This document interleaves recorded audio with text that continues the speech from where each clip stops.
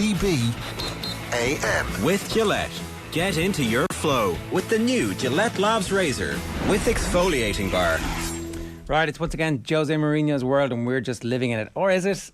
Is it? I don't know. You tell us if you're a Manchester United fan or Spurs fan out there this morning and you're watching the scenes. Look at those scenes last night of a bunch of cast-offs and Jose Mourinho, or maybe Jose Mourinho's king of the cast-offs at this point, I don't know, celebrating glory in the Conference Cup. Is it Conference League, for God's sake. Is it the Cup final, League final?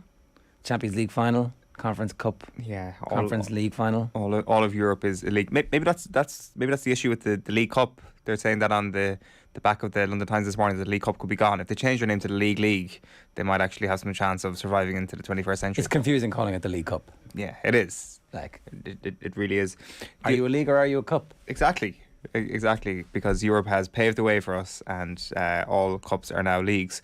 Do you want to do a quick bit of trivia? Go for it. Jose Mourinho is the second manager to win 5 major European titles after who? At different clubs?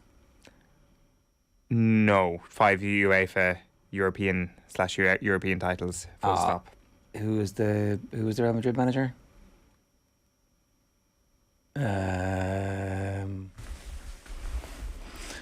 It's not the Real Madrid manager. Carlo Ancelotti. It's not. You're in the right country. And the right nationality.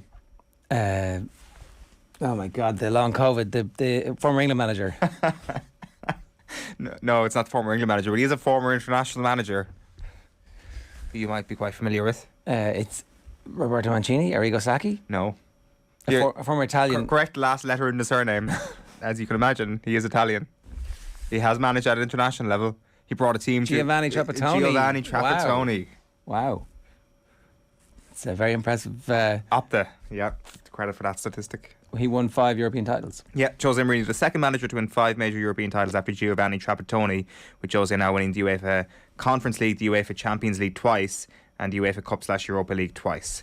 Decorated.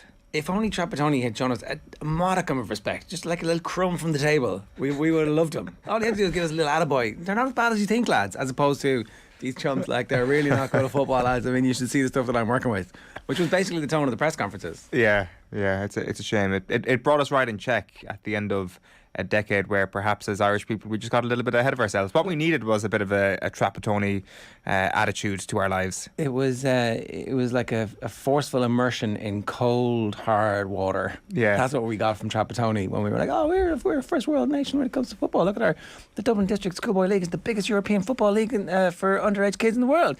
Like. He's like, no, they can't be on it.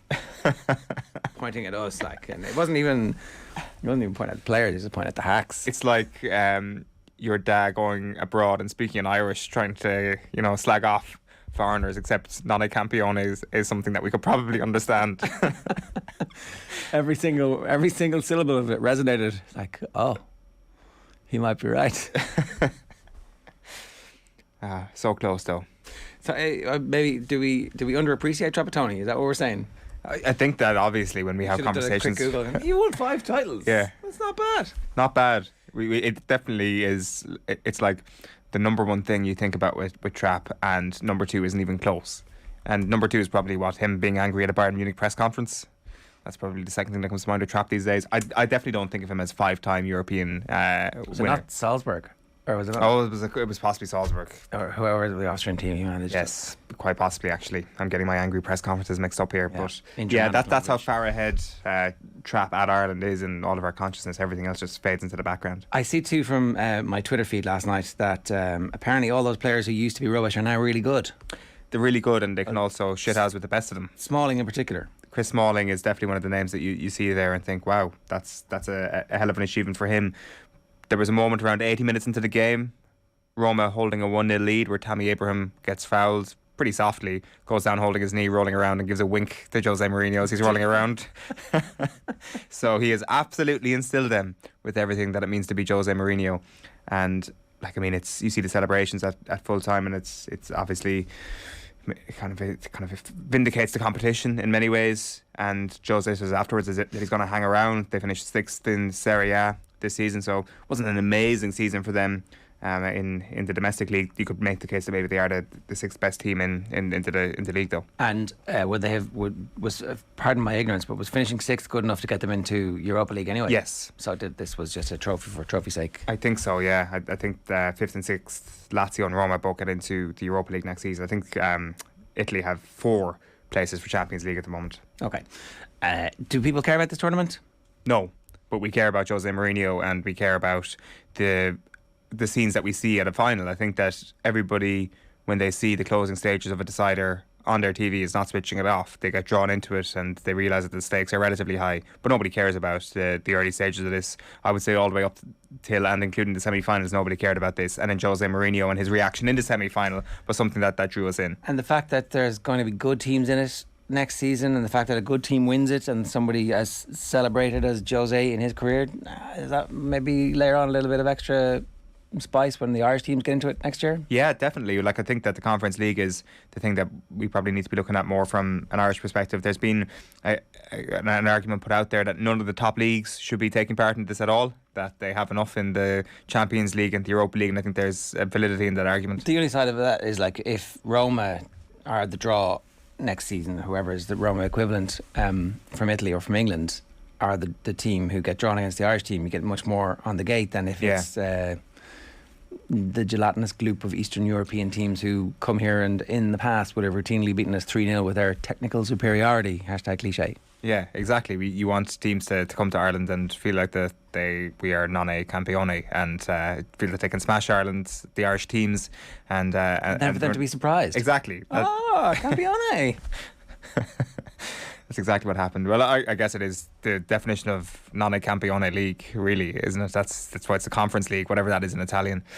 But yeah, it does add glamour. Jose and the Italian teams do add glamour to it. But like, I think what you had in the Europa League, it got to a point where year on year everybody was like, okay, this thing actually does matter. And then the English and Spanish teams, until this year, obviously had it sewn up that you might just have the same thing happening with maybe a bigger collection of leagues anyway in the Conference League over the next couple of seasons. Okay. So, all in all, a success. I think so. More games, more Jose. Who can complain? All right, there's loads of other stuff to get into. OTB AM is brought to you live each morning by Gillette Labs for an effortless finish to your day. Here's what's coming up between now and 10 o'clock this morning. We've got Paddy Andrews coming your way in about 10 minutes' time. Ross Hamilton is going to preview the Heineken Champions Cup final, talking to us about ruck speed, red zone efficiency and other such stuff based on the data at 8:10. Sports pages with John Duggan at 8:35, and indeed the front pages as well. Dermot Corrigan is going to preview the football Champions League final for us at 8:50. We've Deal or No Deal, the first of the new season. I know you've missed this, even though it kind of never goes away anymore. And then some Rugby More coverage for you at 9:30 this morning. If you have anything you'd like to get off your chest, or indeed you feel like you need more of this top quality content, then the thing to do is to hit subscribe on our YouTube channel or drop a comment for us, and we'll be in touch. Okay, so the Ireland squad named yesterday? Yeah, this is on a lot of the back pages. If it's not Mo Salah talking about his decision to stay at Liverpool for another season, then it's there's a good bit on Stephen Kenny and his press conference yesterday announcing his squad.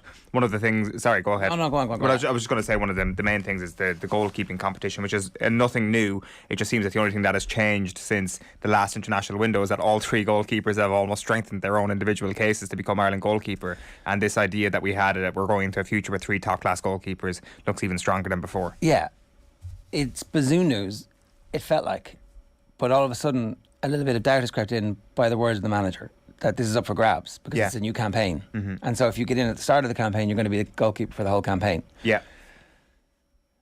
It always felt like Travers was third of the 3 because he'd a moment, which I still don't really blame him for. But the Mitrovic chip, is it? Like, I mean, you know, this thing happens. Okay, so maybe you're in the wrong position, but maybe your defence was also, maybe you had to do something there because nothing else is going to happen. Like, I don't know, it feels... I wouldn't blame him for that, and he also has played the most higher quality football since then. Yeah, he's played a load of games since then. He's got a team qualified for the Premier League since then. Yeah. So I don't know, but Bazunu missed a couple of games, and Kelleher played well. Yeah, and I think you're right. I think the door is open. The thing is, it'll close as soon as Ireland play a game here, it seems, and the goalkeeper doesn't make any errors, I should say, because Stephen Kenny is saying that it's not a position that he plans on rotating in, because I think he was asked about that in the press conference yesterday, and he says he's not going to do like 2 games for one goalkeeper, 2 games for another goalkeeper in this window.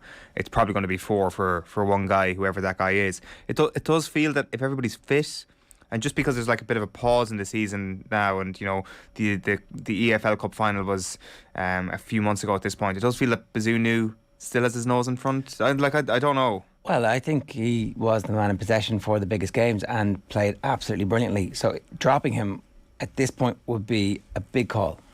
Yeah, and like the question is it dropping him, given Kelleher did come in and play a few games? And was the guy the last time? I know it wasn't Bazunu's fault that he wasn't playing, but again, do you get possession of the jersey by dint of injury? I don't know that like because it's so long ago. It feels like it wasn't really like the biggest games that we played in were all Bazunu. Yes, it definitely feels that way, and it feels that the last window, obviously, I mean, like that Belgian team coming to Dublin and the manner of the win.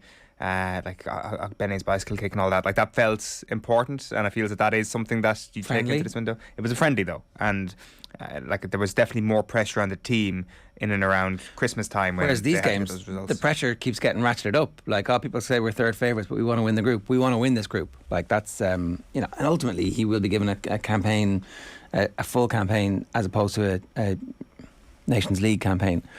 Although these matches are important, because if they were to be able to come through these matches and top this group in the Nations League, it's a huge quantum leap forward for Irish football fortunes. Yeah, no, it absolutely is. Like it's you'd like to hope maybe that a couple of these teams have bigger fish to fry. Well, Ukraine in particular, with regards to the qualification for the World Cup, and that maybe the Nations League isn't something that they're overly obsessed with in the early throes of this thing, and that could maybe fall into Ireland's favour.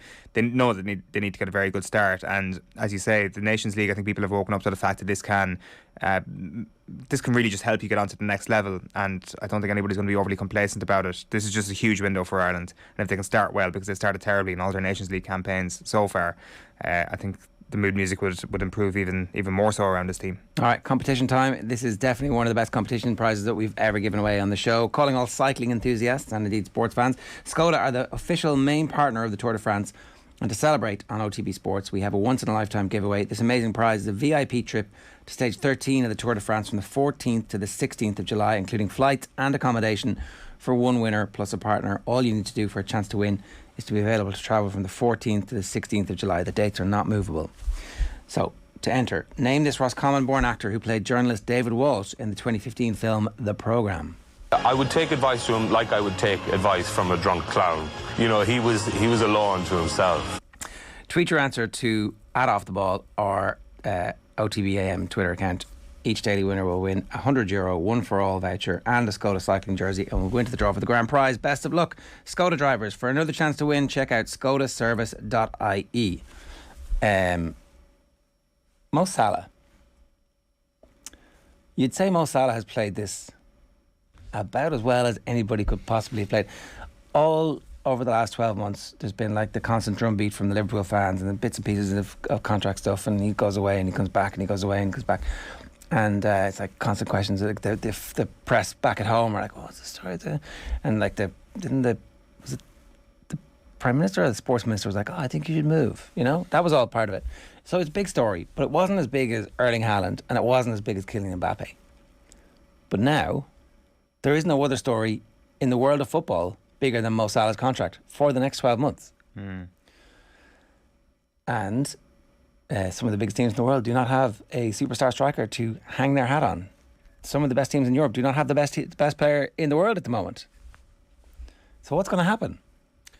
I think the only thing you can actually say to that is, I don't know. I think that it would be ridiculous to say that we know what's going to happen, because there's only one person that knows, and even if Mo Salah knows himself, he may not be fully sure. Okay, like I'm looking at these pictures. And you do know some stuff. You do know some stuff. Well, I know for a fact that he has added to this kind of cloud of uncertainty that surrounds himself. I think and he's being very mysterious about it. I think what we know is Mo Salah is going to make bank.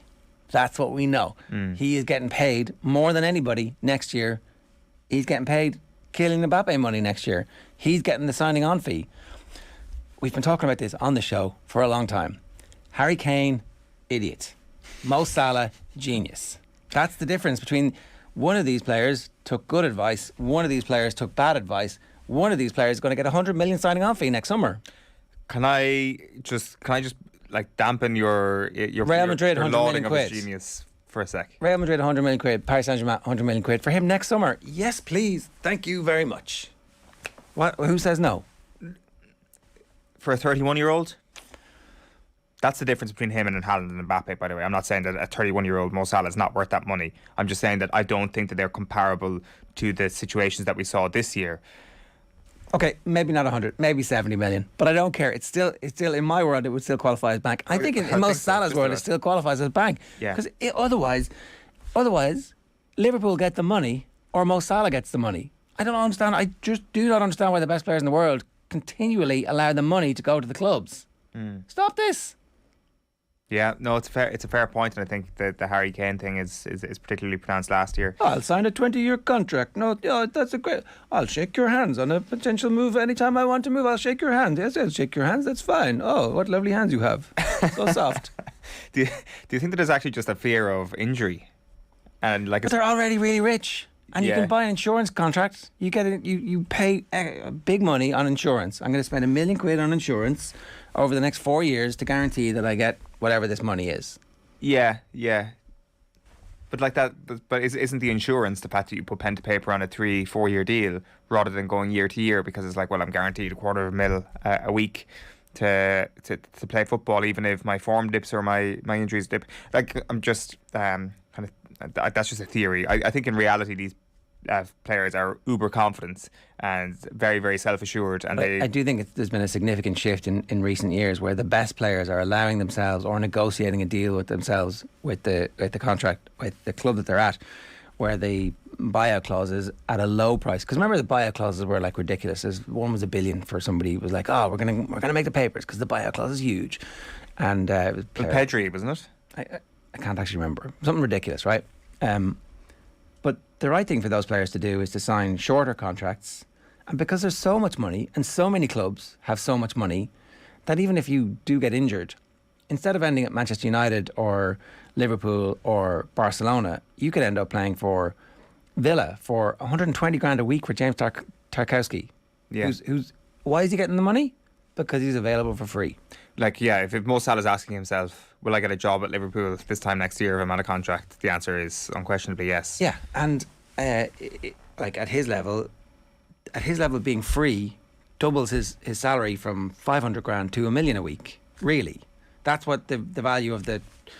So say he signs a 3-year deal with somebody, and the signing on fee is 120 million, and the weekly salary is 400 or 500 grand. It's the equivalent of $1 million a week. He's going to earn 50 million a year over the 3 years annualized.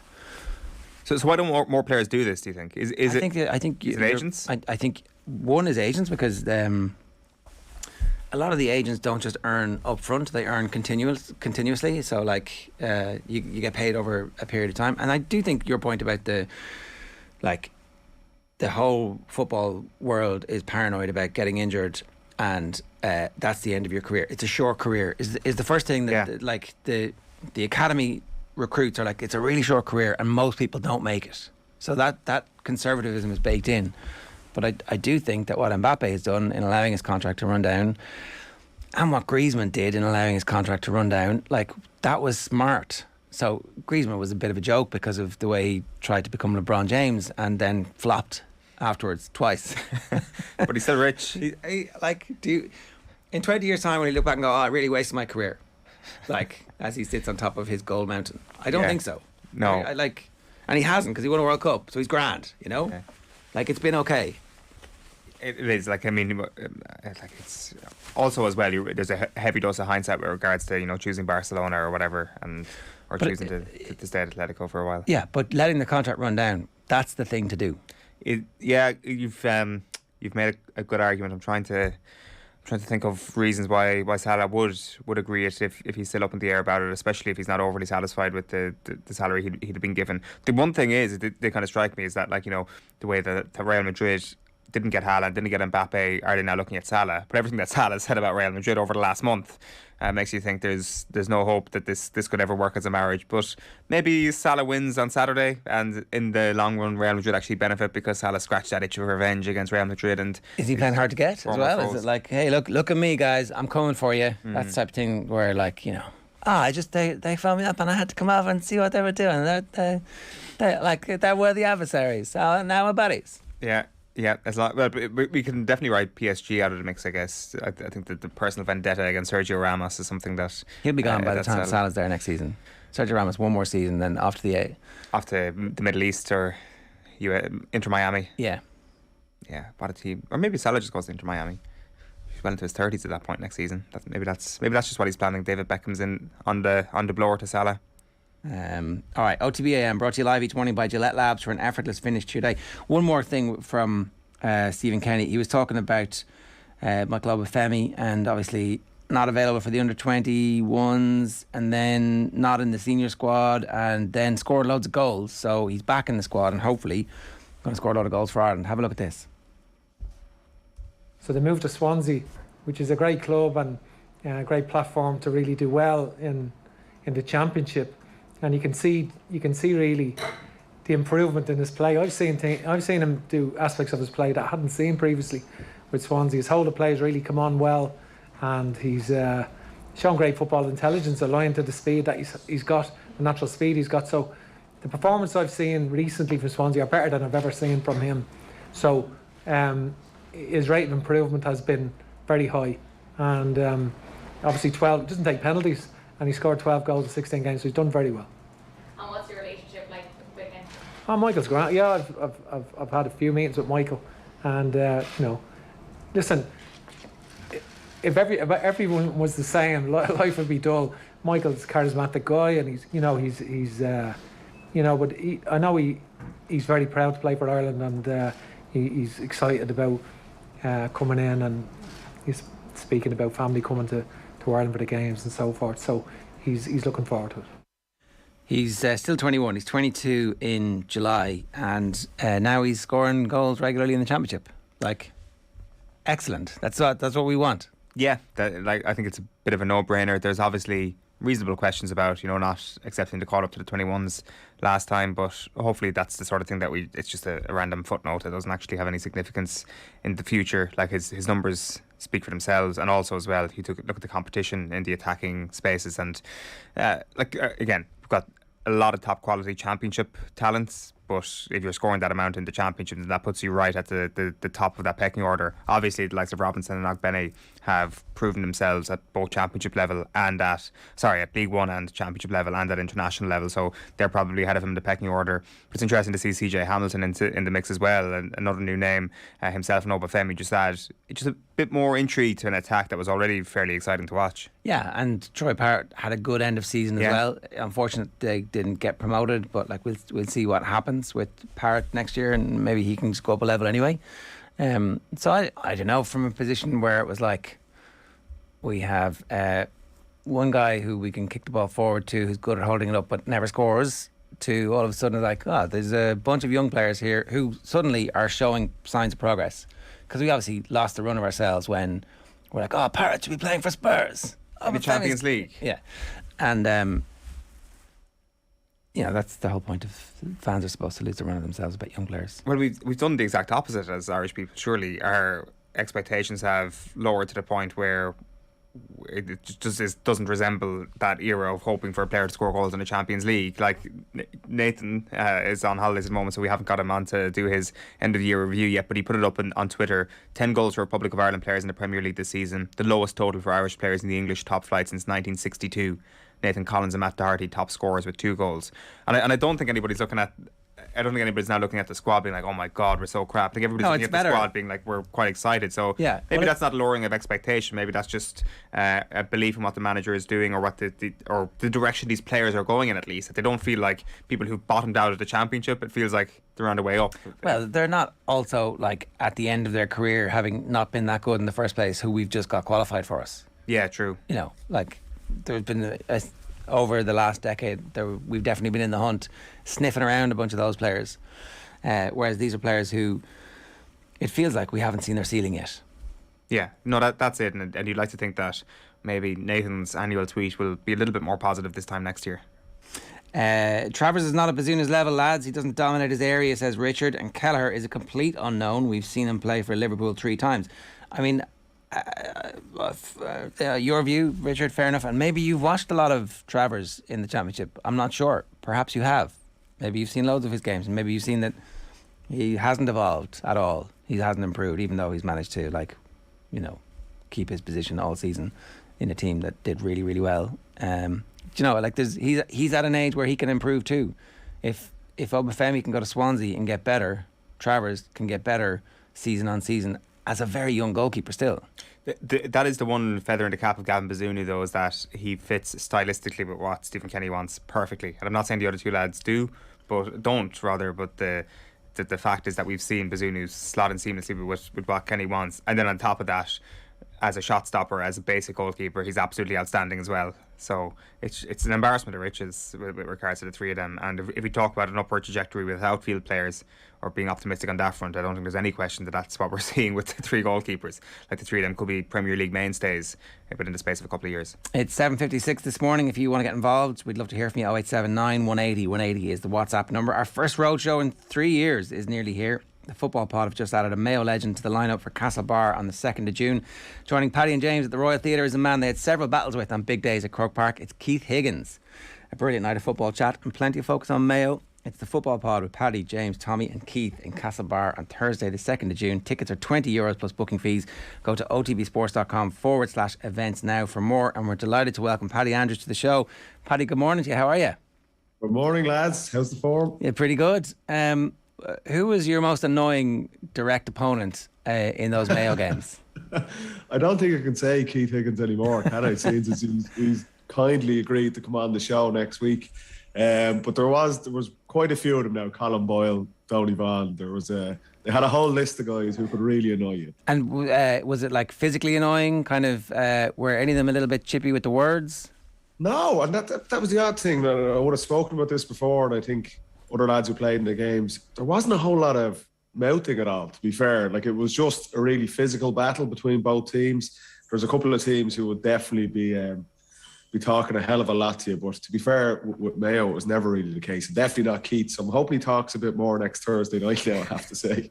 We were delighted that they got Monaghan in the draw, because if they'd got somebody they were going to hammer, they would have been like, look, the championship hasn't started yet. But the arrival of Monaghan, all of a sudden it's like, this could go pretty badly for us pretty quickly.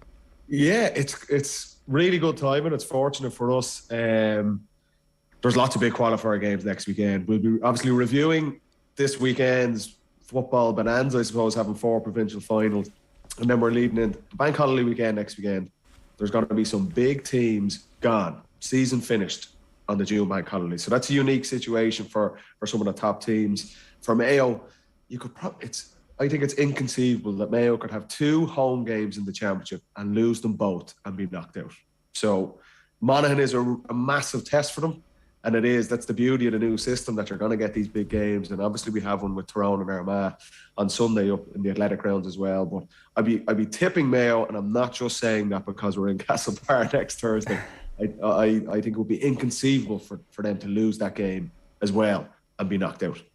Can I ask you about the provincial finals this weekend then, Paddy? Because it feels that you've got at least 2 games that are guaranteed to be great. Obviously Ulster and Connacht very evenly matched. We'll see what happens in Leinster. I know there's plenty of very reasoned optimism around Kildare, but one of the games that it's not going to be previewed whatsoever this week in terms of a contest is going to be Kerry against Limerick in the Munster final. And I just wonder if Kerry get done this year again, will people look back at the Munster campaign that they've had, beating Cork and Limerick, as a reason for them not being cooked properly come the All-Ireland series? And on top of that then, is that just an excuse that maybe Kerry reached for last year too easily when they came out of Munster potentially a little bit undercooked and got done in that semi-final? Like, just this idea of Kerry and their glass jaw and the mentality that often gets brought up about them, what Munster speaks to with regards to that. I'm not sure do you have any thoughts on that? No, look, there's not a lot Kerry can do. And we would have had a similar situation through our campaigns in the Leinster Championship where it wasn't as competitive. Jack O'Connor has been around the block. He has won All-Irelands. He's an experienced coach. Kerry have had enough goals. This Kerry group, even though they haven't won the All-Ireland, They've had 2 or 3 years where they've fallen short, and there's lessons to be learned from it. I agree. I think they'll win convincingly. As good a job as Billy Lee has done with Limerick, I don't think they're going to have any answers. I think Kerry are going to win that convincingly on Saturday. And they just have to prepare for an All-Ireland quarter-final, whoever it's going to be against. There's no doubt about it. They were the most convincing team in the National League. They've been the form team year to date. And if they don't win the All-Ireland, there will be serious questions asked about them. They do look like they're a step ahead of the rest, even with Dublin's resurgence. But there's not a lot they can do. They can't make the other teams more competitive in the Munster Championship. They have to go and do their job. And Jack O'Connor and those players have a responsibility to be ready, no matter who they're drawn against, come the All-Ireland series in a month's time. But you can't have sympathy for them. They have to go and get the job done. And I expect them to do it on Saturday. And then we'll see once they get to Croke Park for an All-Ireland quarter-final. And the interesting thing is that they were arguably the best team in the country going into last year's championship, and they showed really good league form post-pandemic at the end of 2020 as well. And we all know what happened last year and the year before. And that's why I'm asking you this question, because as you mentioned there, you could have used that excuse of, we didn't get tested enough in Leinster if you got caught cold in a quarter-final or a semi-final during the years. That it does feel that this is just not an excuse whatsoever for this group if they come up cold in a quarter-final. I wouldn't give them an excuse on that. If they don't win it and they are caught cold, that's an internal thing themselves. They haven't prepared properly. That something is going to miss with either their mental approach to a game, or they can't be looking and saying we can't win the All-Ireland because the other teams in Munster aren't as competitive. That is not an excuse, and I wouldn't be letting anyone off the hook with that. And if that is the case, if that's the way they're thinking, and that is being used as an excuse in Kerry, they don't deserve to win an All-Ireland. I don't expect that to be the case. Did you think there was a mental frailty there at all in 2019 when maybe they had that lead laid on in the drawn game in that final? And I guess speaking of leaving teams off the hook, they might say that they let Dublin off the hook that day. Yeah, we were down to 14 men, so they were in control of the game, and we were up against it. But I would say that's maybe a little bit of experience for that team, for Peter Keane, and like that's 3 years ago now. So I get it. Maybe that was for Clifford and for Sean O'Shea and these guys. That a lot of those guys hadn't won an All-Ireland before. Peter Keane hadn't won an All-Ireland before. So perhaps that was the case. It was like for that Dublin team, the most experienced. That was our greatest team. We had a mental strength that we weren't going to leave that behind as well. I don't think there's a team like that in the championship this year. But that's 3 years ago on. So now we're looking for positives for Kerry. If they haven't learned lessons from that, a lot of those players are at the forefront of the Kerry team this year. There's no excuses anymore. They have experience now over the last 3 years. They have experience from losing a tight final in 19, from losing a game against Tyrone last year, where I feel if they played Tyrone over the next 10 Sundays after that, they probably would have beaten them every time. Well, that's a really good point, right? Because I think Owen's not actually looking for a positive here. He's concerned about the negatives, right? And that they're flaky. There's a flakiness within the Kerry, this current group that prevents. But the only way to get out of that, Ger, they have to prove it. We can't go off winning a National League as good as it was, and we can't go off convincingly beating a pretty poor Cork team, and they should win convincingly on Saturday. You can talk all you want about it. The only way they can prove that they're not flaky and that they can get the job done is by doing it on the biggest day. And we're not going to know the answers to that. We can talk all, we're not going to know until we see them play potentially a Dublin in an All-Ireland semi-final, or a Donegal, or one of the big teams, a Mayo in an All-Ireland final, whoever it might be. That's the only way you can answer these questions, and the only way Jack O'Connor and all those Kerry players can turn around and say, there's your flakiness. We've beaten the big teams, we've won the All-Ireland. They haven't done it yet. None of them have done it yet. Hence why there is that question mark. As good as they've been, there is still a question mark about them. There's no doubt about it. And that's just the reality of elite sport. There's no way, we need to stick our hand in the wound, otherwise we're going to be doubting Thomases for the rest of our lives. Exactly. And now there's no definitive answer now. That's why the championship, not just for Kerry, there's a couple of teams who have genuine aspirations over the next 8 weeks of getting this job done. And that's why it's an exciting championship, probably more so than there has been in the past decade. Kerry are at the forefront of that. There's no doubt about it. They are the favourites, and deservedly so on what we've seen. But if they didn't get the job done, like I'd say, those flakiness questions are going to stay there. The only way you get rid of them is by doing the job on the pitch.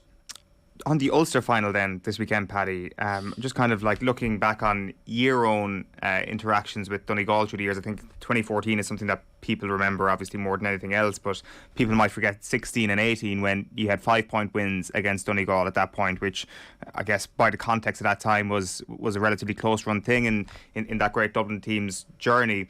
When you were playing those Donegal teams, where did you want to see Michael Murphy play? Away from goal as much as we could. The challenge that Donegal had is that Michael Murphy's such a good player, and you see this with the best players. They can usually do a really good job in a number of positions.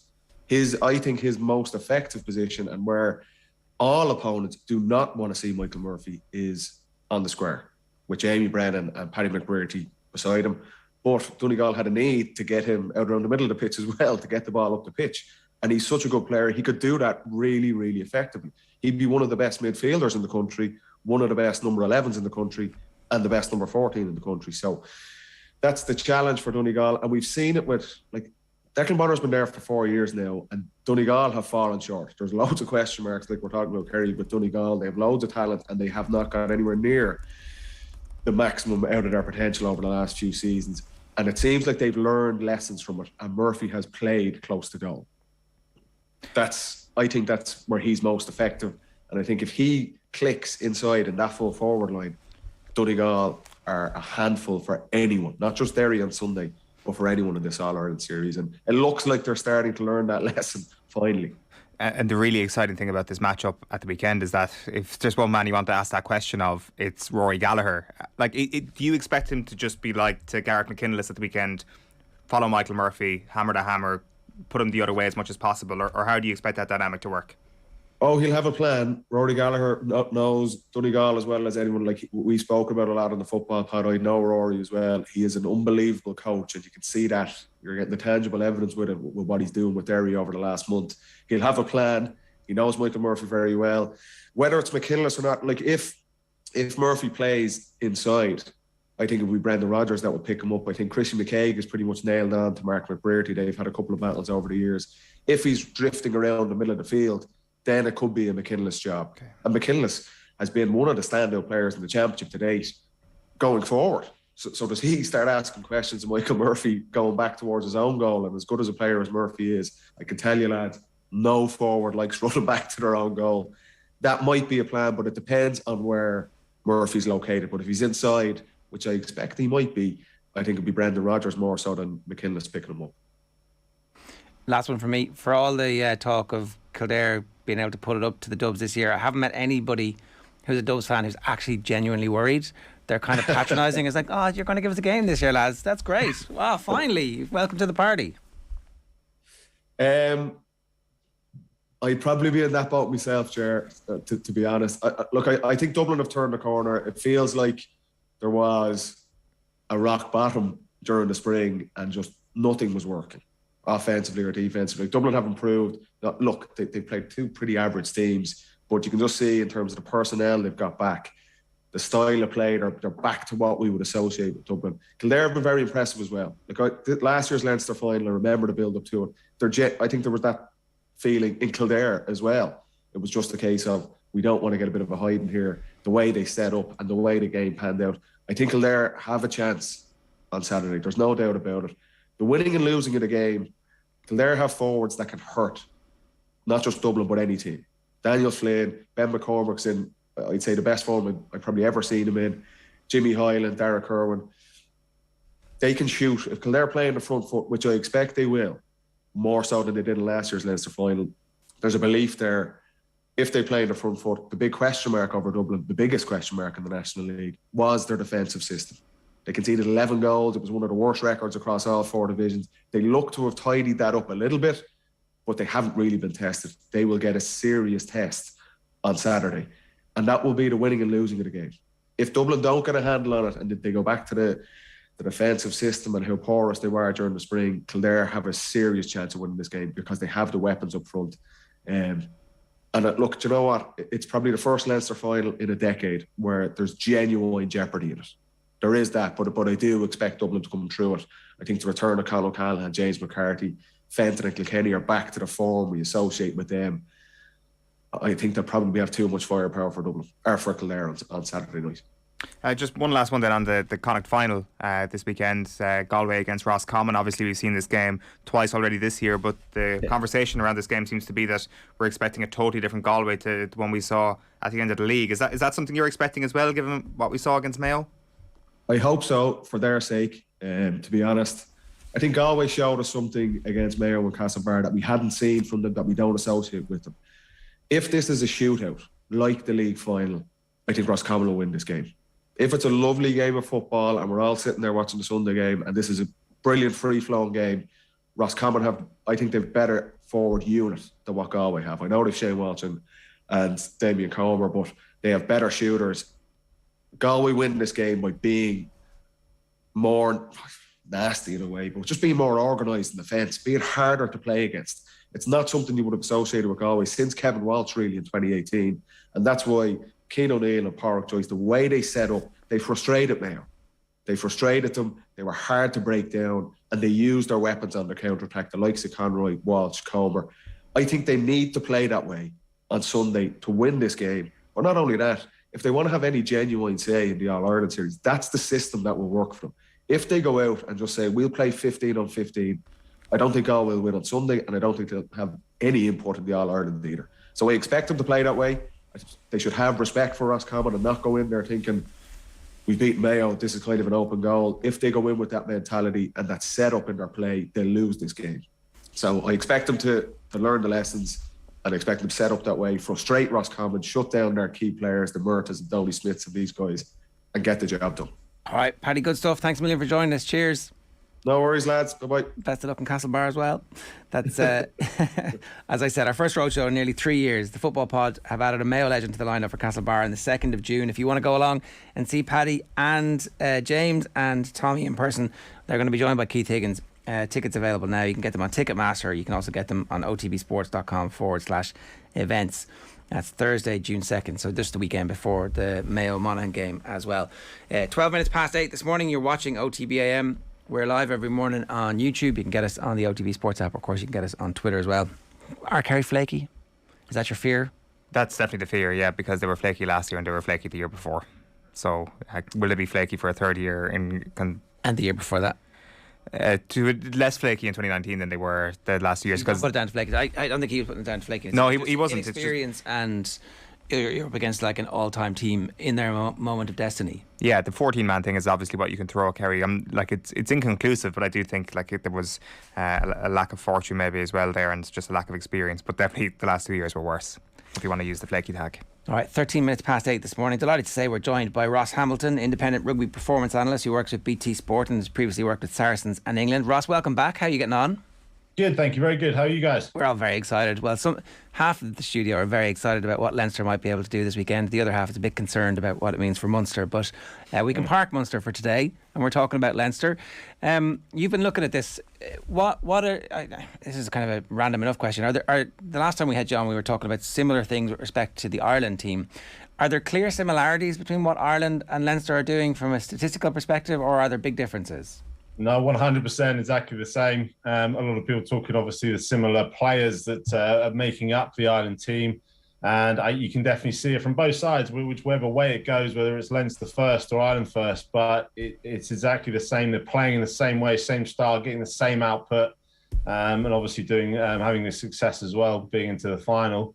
But some examples of that to start with, their attacking structure and their attacking output is incredible. The stats that I haven't seen before, don't see in any other competition, and to the degree of having so much dominance across so much. I mean, points and tries is one for the tournament. Yes, that's a straightforward one, but they're the most meters, the most breaks, second most defenders beaten, most passes, second most carries in the competition. Just huge amounts of numbers that they're outputting from their attack with their willingness to play. Just want to keep the ball in hand and play as much as they can. That's really interesting. Like, obviously, part of that, it's hard to know how much it's to do with the games where the Montpellier, the first game didn't happen because of COVID, and the second game there was obviously a very angry Leinster team who put up a cricket score really on them. But it carries through against the better teams as well, even the Toulouse game, for example. Even the Toulouse game, yes, they were able to put their style of play on the pitch against the reigning champions in a semi-final, scored 40 points against them at the end of it. It's just impressive no matter what the game. Yes, that Montpellier game was a blowout, but it was one game. They've still got these stats, you know. They played 6 other games after that one, so they still have to apply all of that to the rest of the games that they're playing, and they can only do as well as they can do against the opposition that's in front of them. So they're still very impressive. And a couple of elements that might sort of link into that. We have some stats looking at game line success and collision dominance, and they're relative. So they're percentage based off of their total. You know, yes, Leinster do have a high total because they want to keep the ball all the time and they play with it a lot. But we can then compare that equally against all the other teams in the competition, and still Leinster have the highest game line success. They're third best for collision dominance. So even when you take it relatively proportionately to their totals, they are still incredibly efficient and attacking with all of the ball that they have. Their game line success is nearing 60% game line success, which is an over the game line carry as well to remember. So not just one that gets stopped on the game line. This is getting beyond the game line, which gives you momentum. Your ruck speed can link off of that, which I'll come to in a second. But it's so important. And again, because they have so much possession, that pressure of efficiency within their possession and their total just gives them so much go forward and so much power within their attack that they're getting onto all of their opposition, whoever they play. I mean, it sounds pretty impressive, and you can kind of see it. Like the game looks really fluid the way they're playing at the moment, and that the way that you're talking about the stats explains why that fluidity exists on the field. That's it. I mean, for me, just sort of anecdotally, their structure, their commitment and understanding in their game structure is incredible. Every team wants that. Every team trains and they play that, and they're professional outfits, and they'll have a degree of it, but not to this Leinster team. It is just beyond the level that we've seen before, and it's the same with Ireland. It filters in, but so much so that they can wear a negative tackle, a negative collision, get stopped before the game line, and all of the team adjusts and they react to that situation, and then they can still put the next phase of play into fruition, and they can still get game line the next time. It doesn't stop their entire attack. As an example, in the semi-final, Mayarfu, Toulouse's enormous second row, absolutely smashed Caden Doris before the game line, smashed him backwards. Everybody just adjusted, and they played the same way. It didn't sort of stop their machine going. They were so well drilled and so clear on all of their roles, so they could manage that and carry on. And that is proven in their ruck speed. It's something we spoke about last time. It's something we spoke about with Ireland, but it's the thing we have to talk about. It's the biggest thing that's going on in rugby at the moment. Everybody's focus. Leinster actually had sort of lost the top spot to Toulouse just before the semi-final. So Toulouse had the fastest ruck speed on average in the tournament.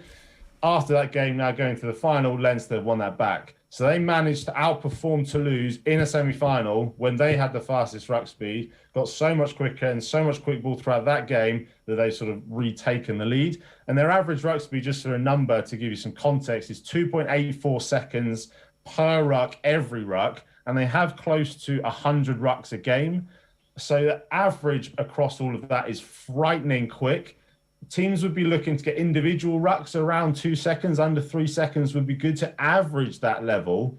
You know, that includes exit kicks when they're setting up kicks to click. They don't actually do that very much. You don't see the caterpillar kicks with Leinster, but it does still include those, and anything that they get slow ball, it still includes that. So to average that amount of rucks at that speed is, again, just frightening, and it gives them that go forward, and it gives them the momentum that they can use to then build their attack from after. So obviously, Ross, that's every single player on the team understanding that when a ruck happens, we're going to try and cooperate with each other and collaborate in a way that allows us to be super fast. How much of it, though, in your view, is actually down to the scrum half marshalling stuff as well? Because obviously, you know, Gibson Park has emerged as a massive leader for Ireland, and now by extension Leinster over the last 18 months in particular. 100%. The scrum half is obviously a huge factor of it. Everything is linked as it is in rugby. So getting that game line success and collision dominance in the first place gets you that front foot. So then the defence have to retreat. They can't attack the breakdown quite so easily. Your attack and clear out players are coming forward so they can clear the ball quicker. And then it's on the plate easier for the 9. So that ruck speed comes away. But yes, Jamison Gibson Park, we looked at his distribution ratio, the same with Johnny Sexton. But Gibson Park's distribution ratio is 85% pass. Now, that is a ridiculously high number, even for a scrum half, who's obviously it's his main job. And I compared that to Toulouse, Antoine Dupont in the week of the semi-final. And Antoine Dupont is around 65 to 70% pass ratio throughout these games in this tournament. So even arguably one of the best player in the world, he wants to do a little bit more with the ball. He'll pick and he'll have a little snipe around the base. Jamison Gibson Park seems to have his only mantra of get there, get the ball away, get it into Johnny Sexton's hands or some forwards carrying around the corner, get the ball away from the breakdown. The ruck speed is clear to see that's where they're getting their go forward from. And it does link into Johnny Sexton as well. Then Johnny Sexton's pass ratio is 75%. Now, for a fly half, that's actually huge. You'd probably typically somebody more around 50%. And then sort of something 25% kick, 25% run, that sort of thing. But 75% of his distribution is passing. So both of them just seem to want to get the ball away from the ruck, away from the breakdown, into space, get the ball wider as well, beyond Johnny Sexton, into the 12-13 channel, and play where the defence have then become unstructured from that ruck speed. It's just a very, very clear sign that is their game plan. And obviously, yes, Gibson Park is a huge part of that. That's fascinating, the 85% pass statistic from Jamison Gibson Park. Is that going to become, do you think, the trend in modern coaching, where the scrum half is instructed for the vast majority of the time to pass the ball? And I'm not even talking about pass versus run. I'm talking, I guess, here about the kick. And is the box kick eventually just dying on the vine here in front of us? It probably is already kind of dying with regards to the Irish conversation, at least. Yeah, I mean, obviously it depends on the style of your team. Leicester, for example, would kick a lot from 9 and 10, actually a lot more from 10 with George Ford. But if that is your game plan, the Saracens of old, they will kick a lot from 9 because they want to get the ball into the opposition territory and then play from there with their defence. But this Leinster outfit seemed to, and shows with all the stats and their performances, that they want to keep the ball in hand. They don't want to kick it away. So therefore, that isn't a role that's asked of Jamison Gibson Park or any Irish 9. He can just get there, get the ball away, and it's very, very simple. And that's his only job. It takes a lot of skill and effort to get to those rucks all the time with that much speed. But that is the requirement that they're asking of him, and he does it so well. So if we see Leinster being as successful as they are and is so incredibly dominant, the same with Ireland, rugby goes in cycles, right? And some teams do things well, and other teams will pick that up. Saracens might have started a trend of very defensive kind of kicking away rugby. Leinster has shown the opposite, that you can do that with the ball in hand, and this may be a style that then teams want to recreate and ask their 9s to do the same thing. As a stats guru, is your head in your hands when you're kicking off 9 and 10, or are you like, I can see the upshot here? When you're kicking off 9 and 10, it's an option. If that's what your team is set up to do, if you're kicking to then go and defend, or you're kicking to compete and there's an option for it, there's a reason for it, then fine, that's your game style. If it's when you're sort of not doing anything and teams get stuck behind the gain line, they aren't organised, their forward pods aren't set up, and you kick the ball away because there's no other options, that's then pretty worrying sight. And you wonder why any team would do that when everything is so highly contested in rugby. All of the scrums, all of your lineouts, all of your handling skills, and everything is so vital and so important. And then you get to that situation, you just kick the ball away. If there's a reason for it, no problem. But yes, if it's aimless, then not a great sign. And that's what Leinster do so well. Again, as I mentioned, even if they get hit behind the gain line, they can restructure and reform so well and adjust so quickly that they can manage that and still then go on an attack. Ross, it's great that we have stats and analysis to go this week to inject this into the conversation, because the one massive asterisk beside Leinster fans in the build-up to this game, and all of the Irish papers have had huge features on Will Skelton this week, and I'm surprised they haven't done stuff on the Vinapolas this week as well, because Leinster's dreams have been haunted by big men brutalising the team in massive games over the last 3 seasons in particular. That's the narrative, but the facts don't quite bear out that Leinster can be brutalised physically in these games. Yeah, not quite. Again, I mentioned it, rugby is so linked, so everything's so closely linked together. It's very rare that you get a situation where you can hang your hat on one specific thing or one metric to say, we lost all of the collisions every single time in every game that we lost, that's how we lost, and that was the only factor. That would be nice, perhaps, to be able to decide that and work that out, and coaches possibly would like that because they could rectify it, but it's not always that easy.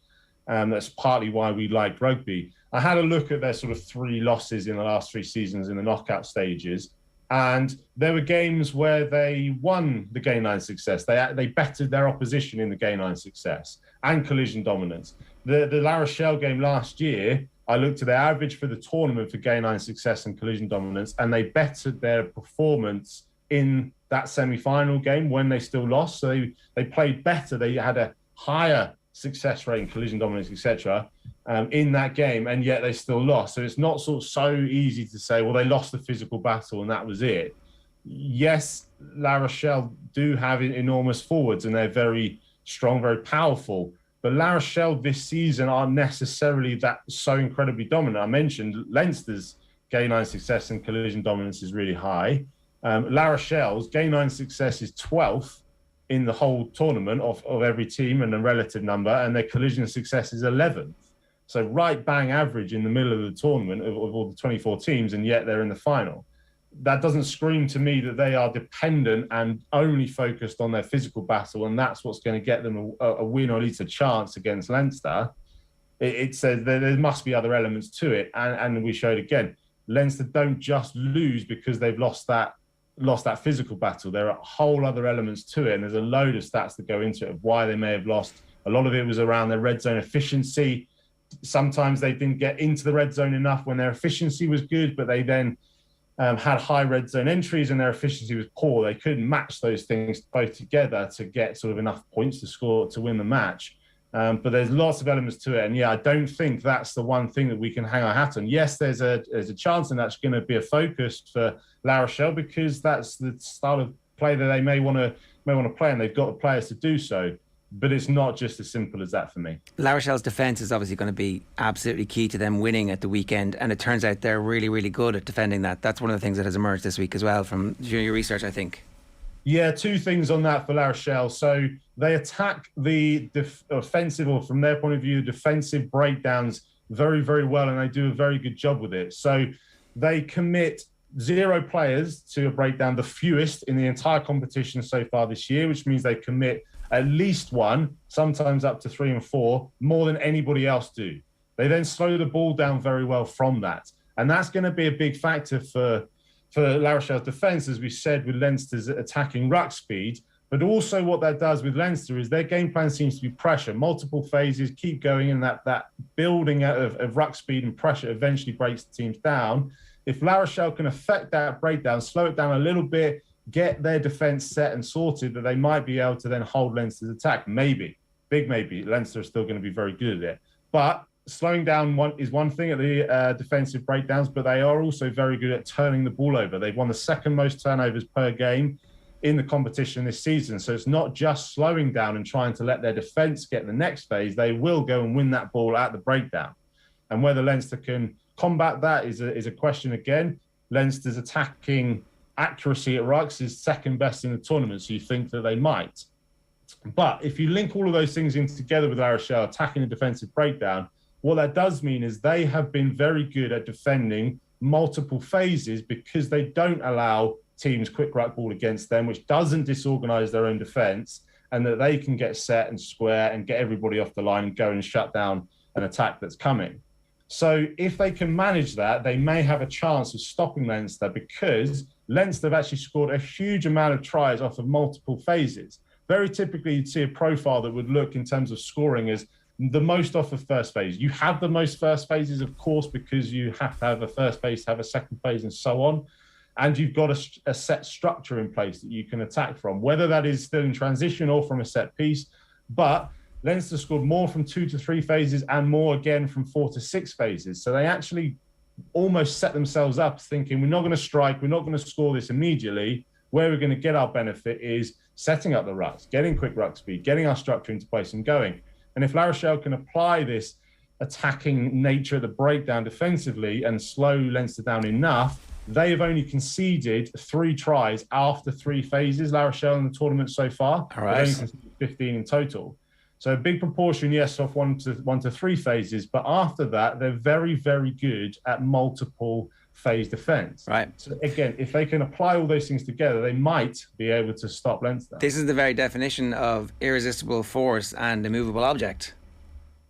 Could well be. Right. Could well be. That's exactly what we should be looking out for then. Was there anything else that stood out from La Rochelle stats when you were looking at them this week? Well, La Rochelle, again, I mentioned a couple of their sort of game line success, including Dom's. They're right around average. They're not a team. I mean, they're in the final, and their stats aren't as exceptional as we sort of might think, or I certainly might have thought when I was going into this and starting to look at it. But I think that's an element of everything piecing together. That, again, rugby is a sort of a multifaceted game that takes every bit of detail to come together to get success. So they don't have a huge amount of carries or meters or breaks. I'm looking at all the numbers here. Passes are 13th, kicks 14th, game line success 12th, as I mentioned. Their attacking ruck speed is 5th. It's good. It's not fantastic. Their red zone efficiency is good. It's not fantastic. They get into the red zone the 11th most in the entire competition. Their efficiency in terms of points per visit when they get there is 6th. So, you know, all these very good numbers, are they relevant to a finalist?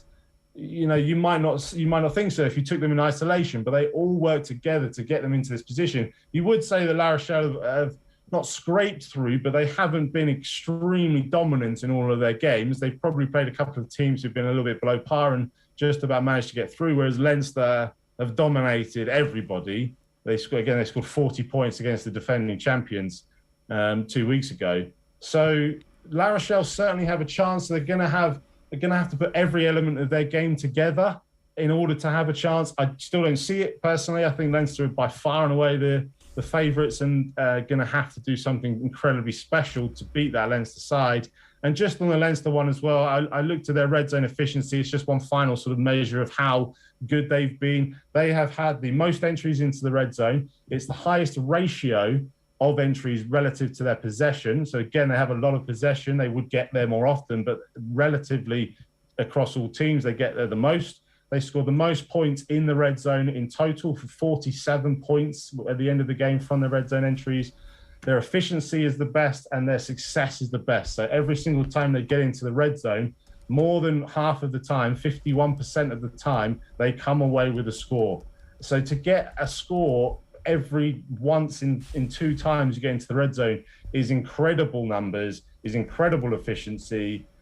Link that into their ruck speed, their attacking stats. La Rochelle, pretty average across the board. I can't see any other result than that. Okay, right. Well, you've made us all, you made half the audience very happy this morning, Ross. This is brilliant analysis, by the way. If anybody wants any more of it, where's the best place to get it from you? Yeah, I'll put a lot of this on Twitter over the coming days.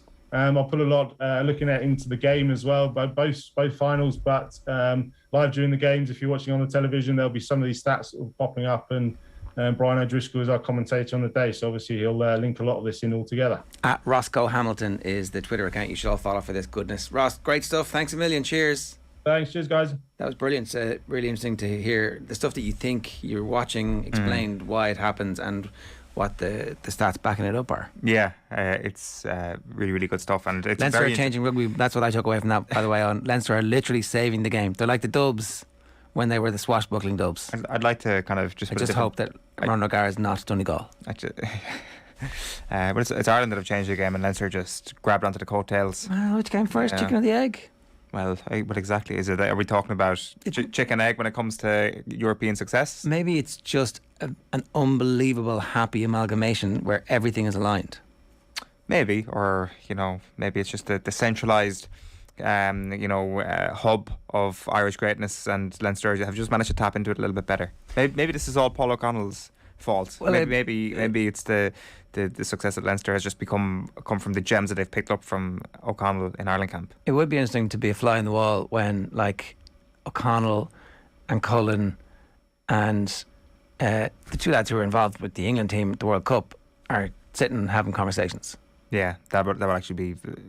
Yeah, I wonder, we'll never know, but I do think that less has been made of the fact that the Ireland selectors were ahead of the Leinster selectors when it came to Gibson Park. Maybe, I don't know, maybe they weren't. Maybe the selectors were tipped off by. If you're trying to do this with Ireland, then you need to have him in. But I don't know. It's just his book is going to be an interesting book. It is. All of the Irish rugby books, it's like I went from being a sub at Leinster to the Ireland #1, and then I became one of the best scrum halves in the world in a 2-year period. How the hell did that happen? Yeah.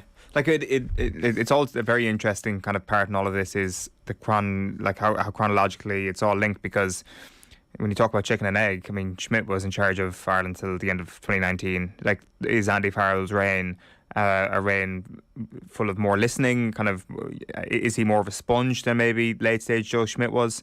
I think you could probably guess that he possibly is, considering he's just a younger coach, and Schmidt had so much success and is probably a bit more set in his ways. Whereas when Andy Farrell comes in as head coach, maybe there's a little bit more of a sense of clay to what they can do with the team. He's open to the Leinster ideas a little bit more.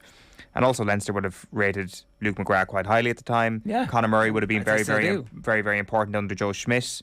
And maybe that just delays the Gibson Park introduction just a little bit more on both fronts. Maybe. It's a phenomenal story. Yeah, it is. It is. But also the stats are off the charts stats that,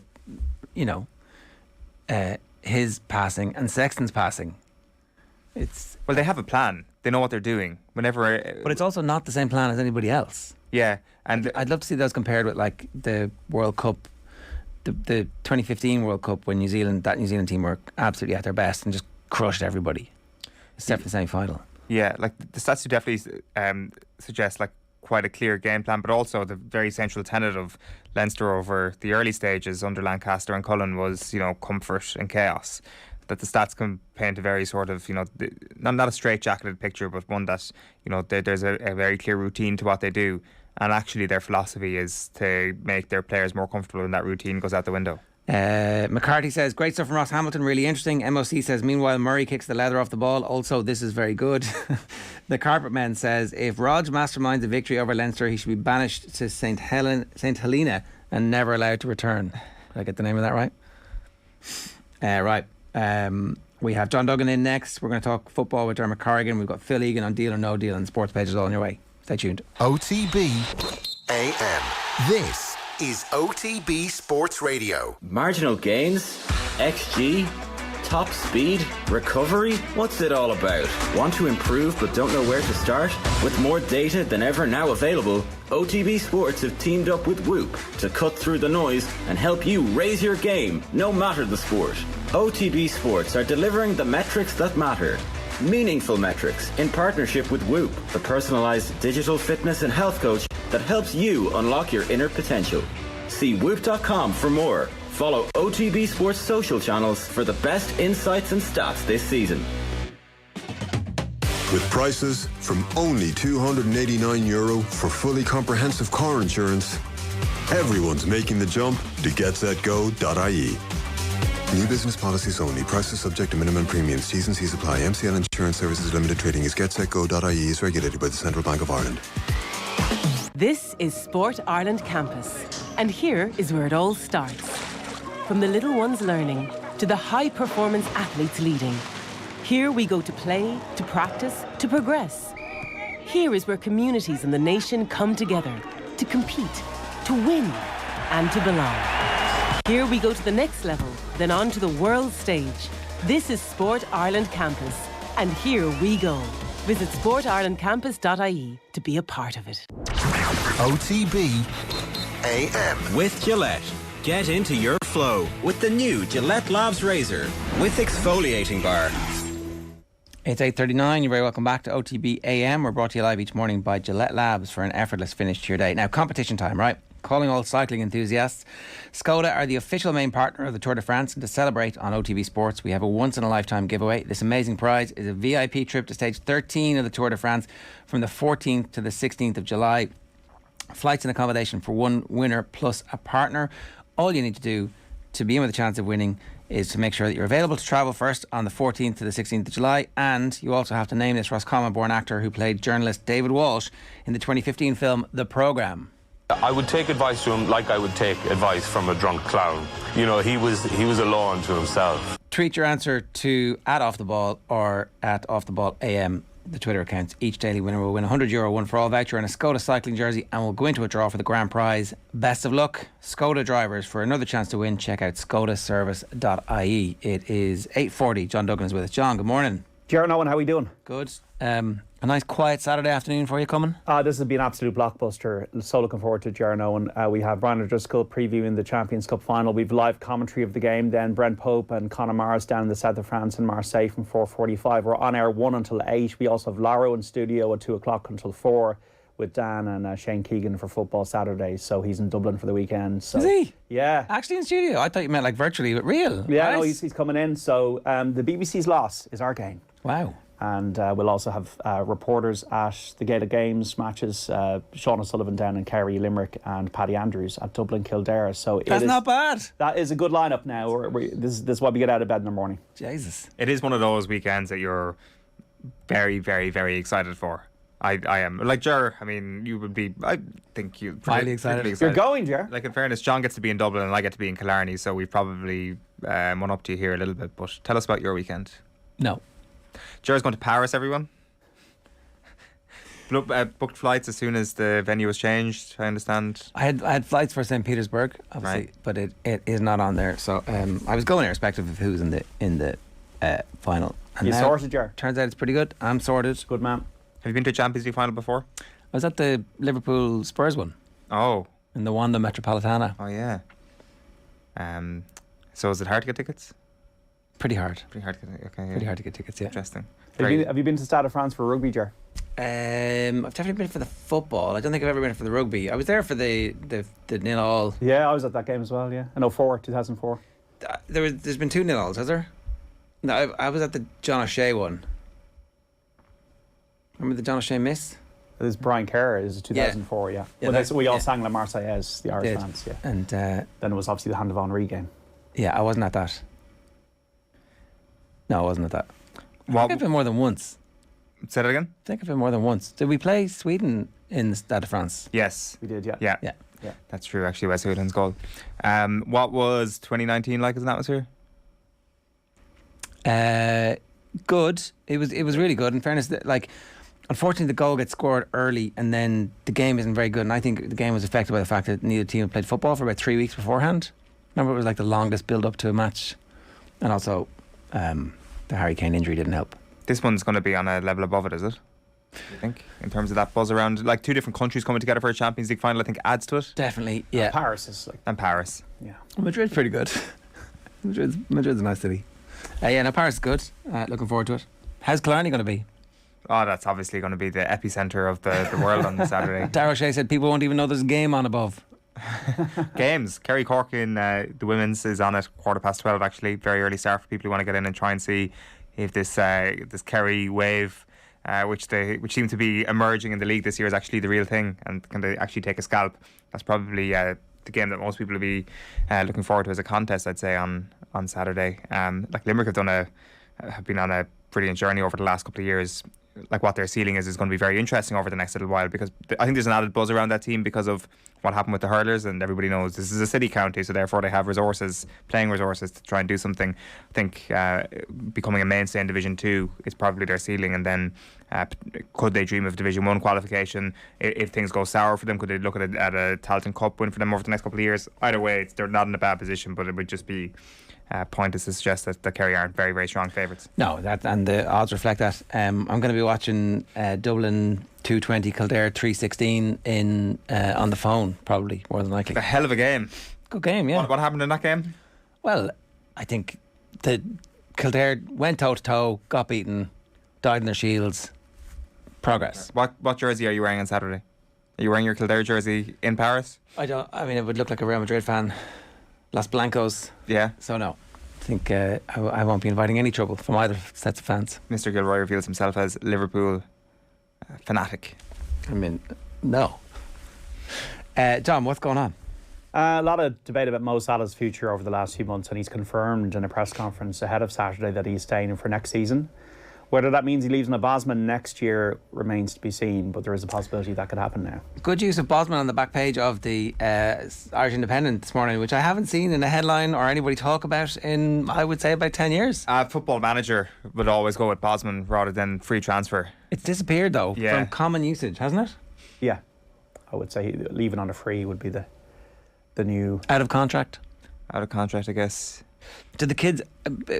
So it's in Football Manager. Pardon my ignorance. That's the only way that, They definitely go for the phrase Bosman a lot in Football Manager, where it's like you could just use the phrase free transfer. But Still now. Well, I haven't played. The last edition I had was like 7 years ago. Okay, so. you're out of the attic. We shouldn't. You're getting a bit triggered here, are you?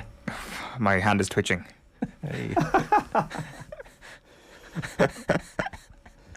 So Jose Mourinho, We're all getting fired. won another trophy last night. Were you happy for him, John? Yeah. That was the least convincing thing I've ever heard. Try it again. Are you? Yeah. Okay, still not. The bronze medal of European football, the Conference League. But he's won now all of the European trophies. Never lost a final with 4 different clubs: Inter, Porto, Man United and Roma. A 1-0 win over Feyenoord. Stephen Kenny bringing Festi Abasele and CJ Hamilton into his squad for the Nations League games. Ukraine, Armenia and Scotland. Michael Obafemi also back in for his first appearance in a squad. Well, last cap was 2018, his only cap. Matt Doherty is injured. 3 Irish boxers in action at the Men's European Championships in Armenia today. Welterweight Eugene McKeever meets Vakhid Abazov of Serbia in a last 16 bout in the afternoon session. Later in the evening session, light middleweight Luke Maguire also in last 16 action against Ezerkan Madiev of Georgia. And Jack Marley meets Vagnan and Nanits Anian of Greece in the heavyweight division. Iga Swiatek, the women's world number 1, plays Alison Risk in the second round of the French Open tennis today. Men's second seed Daniil Medvedev up against Laszlo Ger. Padraig Harrington and Darren Clarke in the senior PGA in Michigan. Cormac Sharvin and Jonathan Caldwell beginning their opening rounds at the Dutch Open later. We've got 7 race jumps card at Limerick first off there at 4:50, and an interesting story on the front page of the Irish Times today. Coolmore, the leading Irish and world stud farm, and Aidan O'Brien are suing an animal feed supplier, Glanbia Foods Ireland, in the High Court over contaminated feed which ruled its horses out of the Prix de l'Arc de Triomphe meeting back in 2020. So 11 horses from Ballydoyle were pulled from the meeting. And if you think what some of the horses winning would have done to stud value, maybe one can understand a possible action here, whether it's successful or not. A banned substance, zilpaterol, was found in a French lab in advance of the meeting and linked to a batch of the Gain equine feed product owned and sold at the time by Glanbia. Right, it's 2 massive Irish global brands going up against each other. Is there any time frame for this? Do we expect it to be quick resolution? I would say, what we're talking about, maybe in the next few months. Okay, right. But Kilmore, serious operation. And, if you win the Prix de l'Arc de Triomphe, how much is that worth in stud value, for forever? So it is a serious business here, and obviously they're looking to address what they feel is a problematic situation for them. John in the comments says Dublin will massacre Kildare, unfortunately. There is a live possibility, isn't there? I don't know what you think, John, about what could happen this Saturday, but there's always that possibility, especially after what we saw the last 2 rounds with Dublin. I think Dublin will win the game. I think there is a bit of a backlash from 2021, but I'm pretty disgusted that the game is on at the same time as the Champions Cup final. As in, you think it was just bad decision making? I just don't understand this calendar, and I've said it, and people know my stance at this stage. I don't want to bore people about it, but you've got a Leinster final, one of the big days in the GA calendar, at the same time as a final involving Leinster in rugby at the same time. It just doesn't make any sense to me whatsoever, and I think the crowd will be affected at Croke Park because of it. Would you think it would be more acceptable if they put the Munster final at 5 o'clock and the Leinster final at 3 o'clock? I just don't think this is the right time of year for provincial finals. Okay, so allowing that, like the reason is obviously that RTE have rights for the Champions League final, and they have to show the provincial finals. But it's as not. well, I don't think it's RTE's fault. I just think you're having provincial finals at the end of May. I just think it's the wrong time of year for it. I think when the GA season it should be just completely clear. The inter-county season is the big show, and there should be a proper sense of the fact that we have a clear freeway here for a Leinster final and a Munster final, as you would have had for many, many years, and that we can all give a proper coverage. And we have to give coverage to the Champions Cup final. We have to give coverage to the Champions League final. And this is just now something that we should be giving all of our coverage to. But it's only like a third of the coverage, or maybe 20% of the coverage. What about when, if the GA Championship is in the middle of the summer and it clashes with Ireland in a big tournament match, for example? Yeah, but that's what Ireland every 4 years. But what about, so say, just to, like, devil's advocate, like, is there, like, every second year there's a major tournament. But more years than not, the GA has a clear lane, and at the moment it's decided not to have a clear lane. Yeah. Whereas in August and September, it could have had a clear lane, and there'd be nothing going on. And then now soccer and rugby will have a clear lane. So I just don't understand it. And I understand all the demands of club players. I understand all that. I understand the fact that it's the lifeblood of the association. But, people get interested in Gaelic games through the inter-county game. That's what the masses are interested in. And the more people that are interested in it and go to games, and then they might actually join a GA club. And, if you want to have a shortened inter-county season, get rid of all these meaningless preliminary competitions and have one big, bonanza between, say, May and August. I mean, look, it was on the table and they turned it down. Yeah. I think partly they don't care about these games being up against it because they don't really rate in their heart of hearts, they understand the provincials are nonsense. They know it, and that they're somehow stuck to it now as a they weird, know they can't win, anachronistic thing. And it's like, look, the real action starts in next week when the first round of good qualifiers happens, and then from that point forward, there's almost going to be no bad games. There's a few bad games because there's still a few dud teams who've made it through to the Sam Maguire, but they'll be knocked out hopefully next weekend, and then we'll get down to the serious business and away we go. What's interesting, John, is that I find, I'm not sure what your view is on this, but I found that there was more meaty talking points or more buzz around the National Football League than the Football Championship so far, even though the National Football League absolutely does not have a clear lane. It's got 6 nations to compete against, which is one of the most hyped sports events of the year, and it still manages to survive and get plenty of oxygen into those talking points. The Dubs getting relegated this year was a massive talking point. That goes up against the 6 nations, that goes up against a brilliant title race, it goes up every single week, midweek, against Premier League football or Champions League football. The National League has never had a clear lane over the last 10 years, and it's only grown and grown and grown and grown. That I actually think it's a bit of a defeatist attitude of the GAA are saying, well, no, you know what that does? It illustrates, and I still think, and we had this debate before on the show, that I think the National League is a competition lacking in meaning, but it's obvious from what you're saying that it's the best format.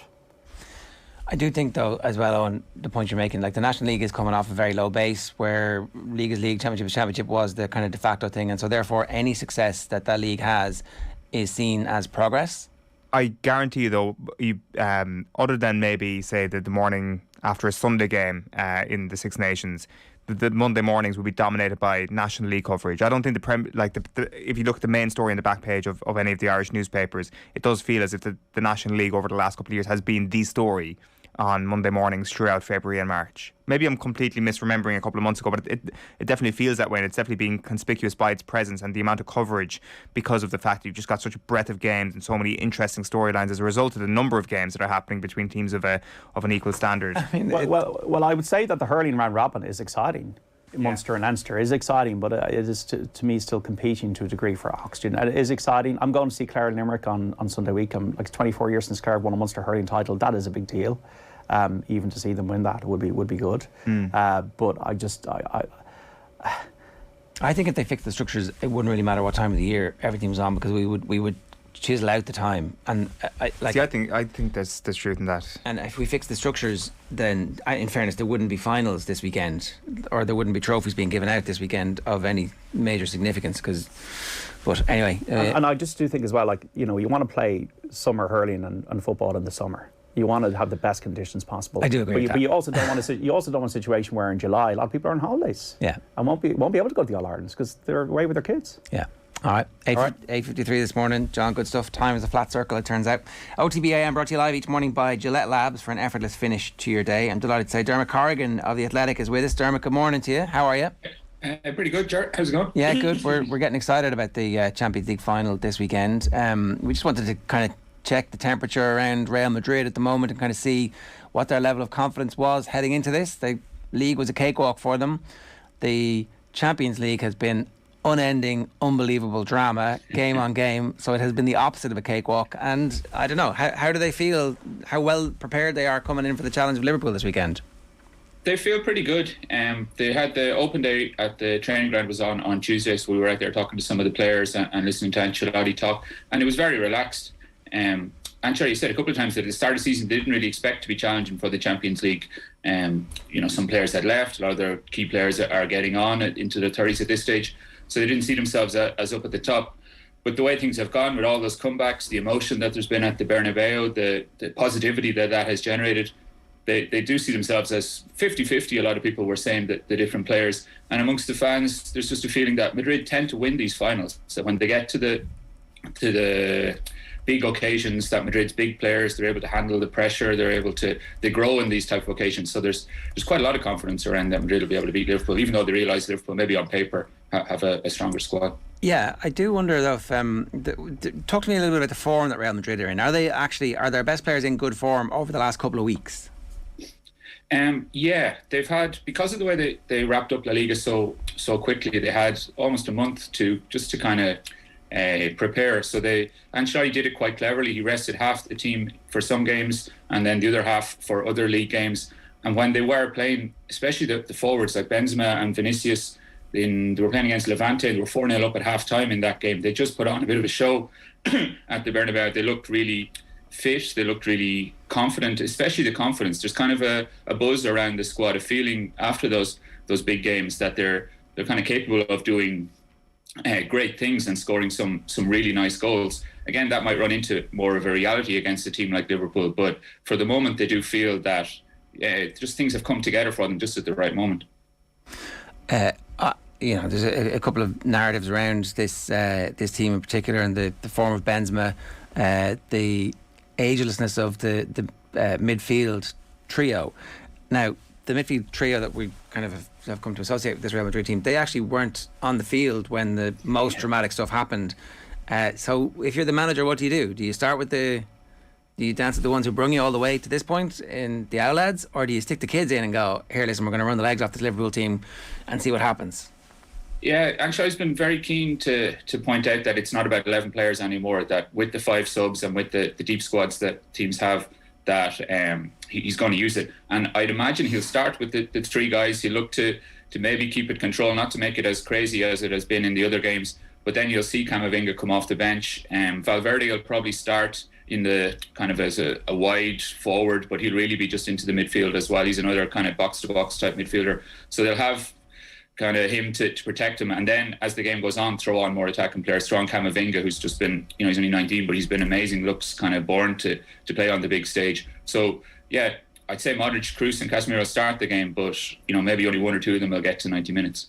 I'm really interested in the Ancelotti relationship with this group of players and how he's kind of consciously moulded them into a group of players who've kind of got to this final through feeling their way out of sticky situations as they've had in 3 rounds consecutively. And I guess like one of those great images was himself asking Marcelo and Kroos, I think it was, before extra time in the semi-final, what should I do? What substitutions should I bring on? This sort of empowerment of the players. It feels a little bit similar to how Zidane managed to mastermind success with this Real Madrid squad, the empowerment of the players, managing to kind of depoliticise the dressing room by handing the power to the most important players in there.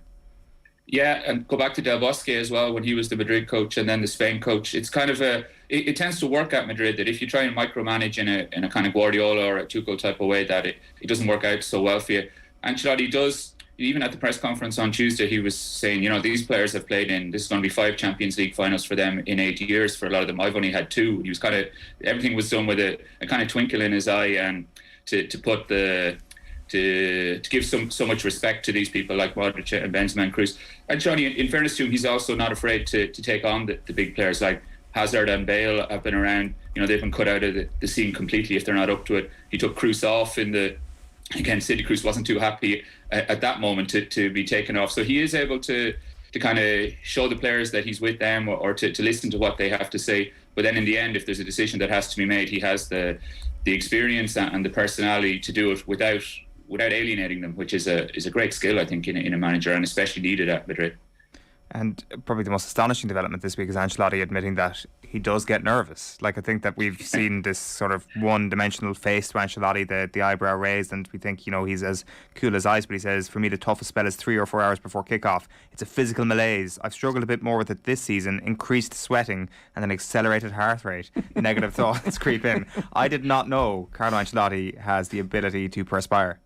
It was pretty funny, and I was there in the room when he said it, and the kind of ripple of smiles went around, and everybody, there was kind of that twinkle in his eye as well. He's just so in control of what's going on. He loves these big occasions. He's really happy at Madrid, to come from the situation he was in at Everton last season, and then like 12 months later to be heading into a Champions League final with Madrid. He's loving it, and yeah, he's so confident in his own skin that he's willing to admit to that, to share that. And that kind of confidence and relaxation and tranquility transmits itself to the players as well. They are unlikely to get too nervous ahead of the game. I think everybody will have the butterflies in the tummy and the tension before kickoff. But Madrid are so experienced in these occasions. Everybody around the club is used to it.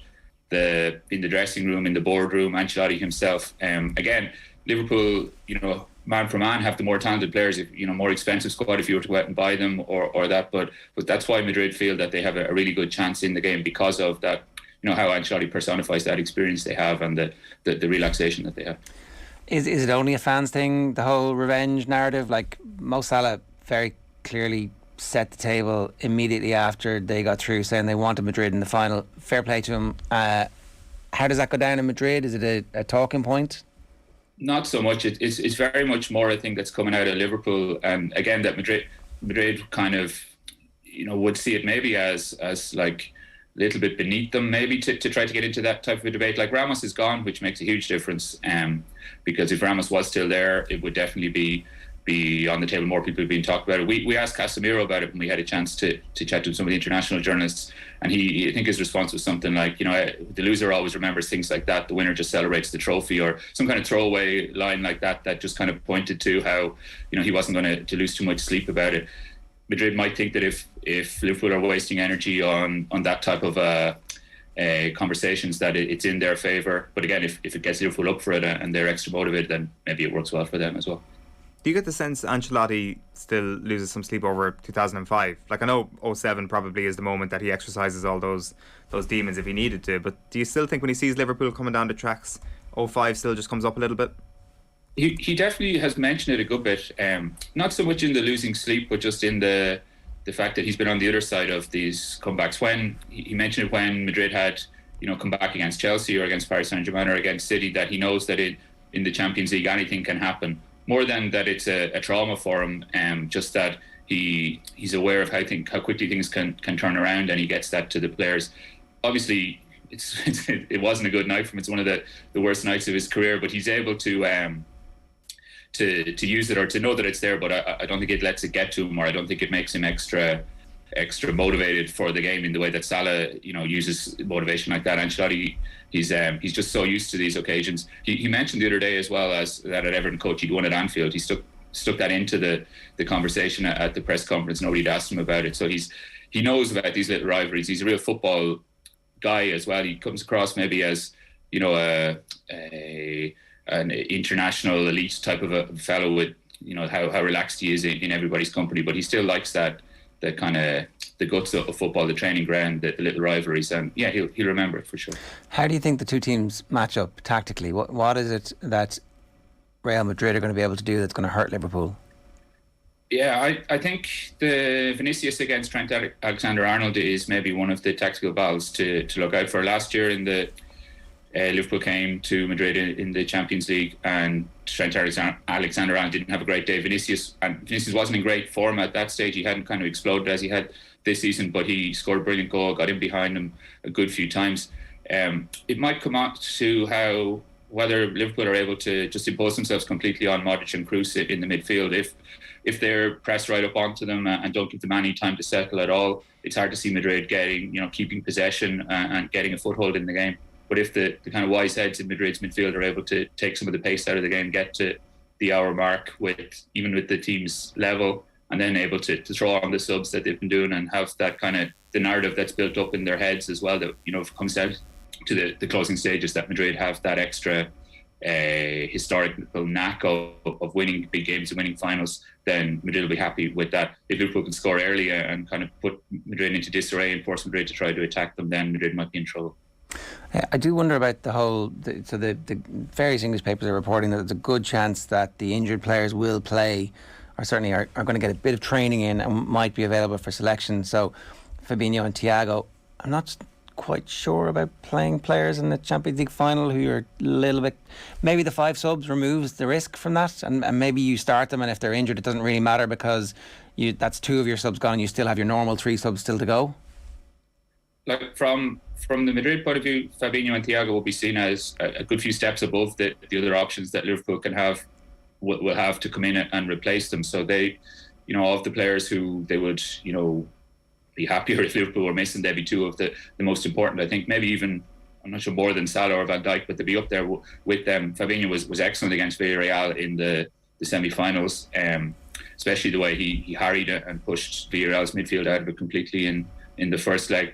Thiago, as a Spain international, everybody really respects him here. Madrid tried to sign him a couple of times in the past and didn't get him. So from Madrid's point of view, they'd hope that either they're not fit enough to play, or that if they are fit enough to play, that they can take advantage of it if they're not at 100%. Okay. One last kind of more political question. So Mbappe rejecting Real Madrid, is there any possibility this has a knock-on impact on the players in either a negative or positive way, that like something fundamental has changed, the world is spinning on its axis where somebody can reject Real Madrid? What's going on?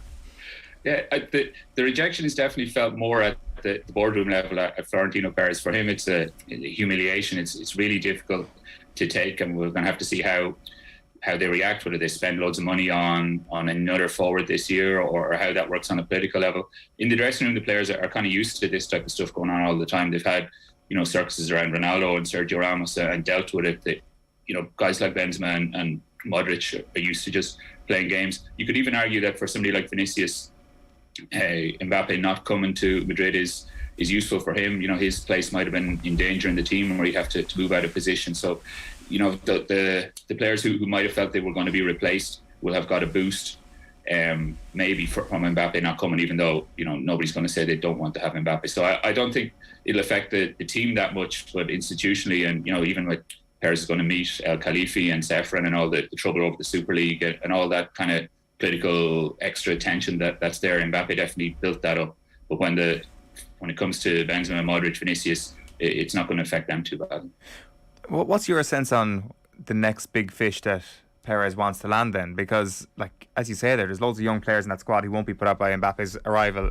The young talent that Madrid have, I'm sure, excites their fans so much, and without a big fish, they would probably be in a really, really good position for the next couple of seasons anyway. But this is Florentino Perez. We know to expect the unexpected from him. Like, I even look up Mo Salah on the back of the papers today, being like, talking about revenge for Real Madrid, and also saying I want to play for Liverpool next season. Like, I wouldn't be overly surprised if this time next year Real Madrid are dipping their toe in the water for Mo Salah or something on that level of audacity.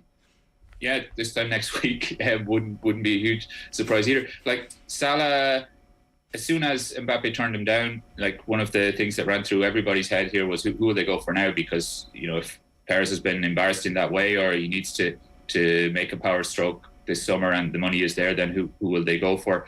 Salah does make sense to an extent in that he'd play on the other side to Vinicius, and Salah himself has been on the front cover of sports papers here in Madrid.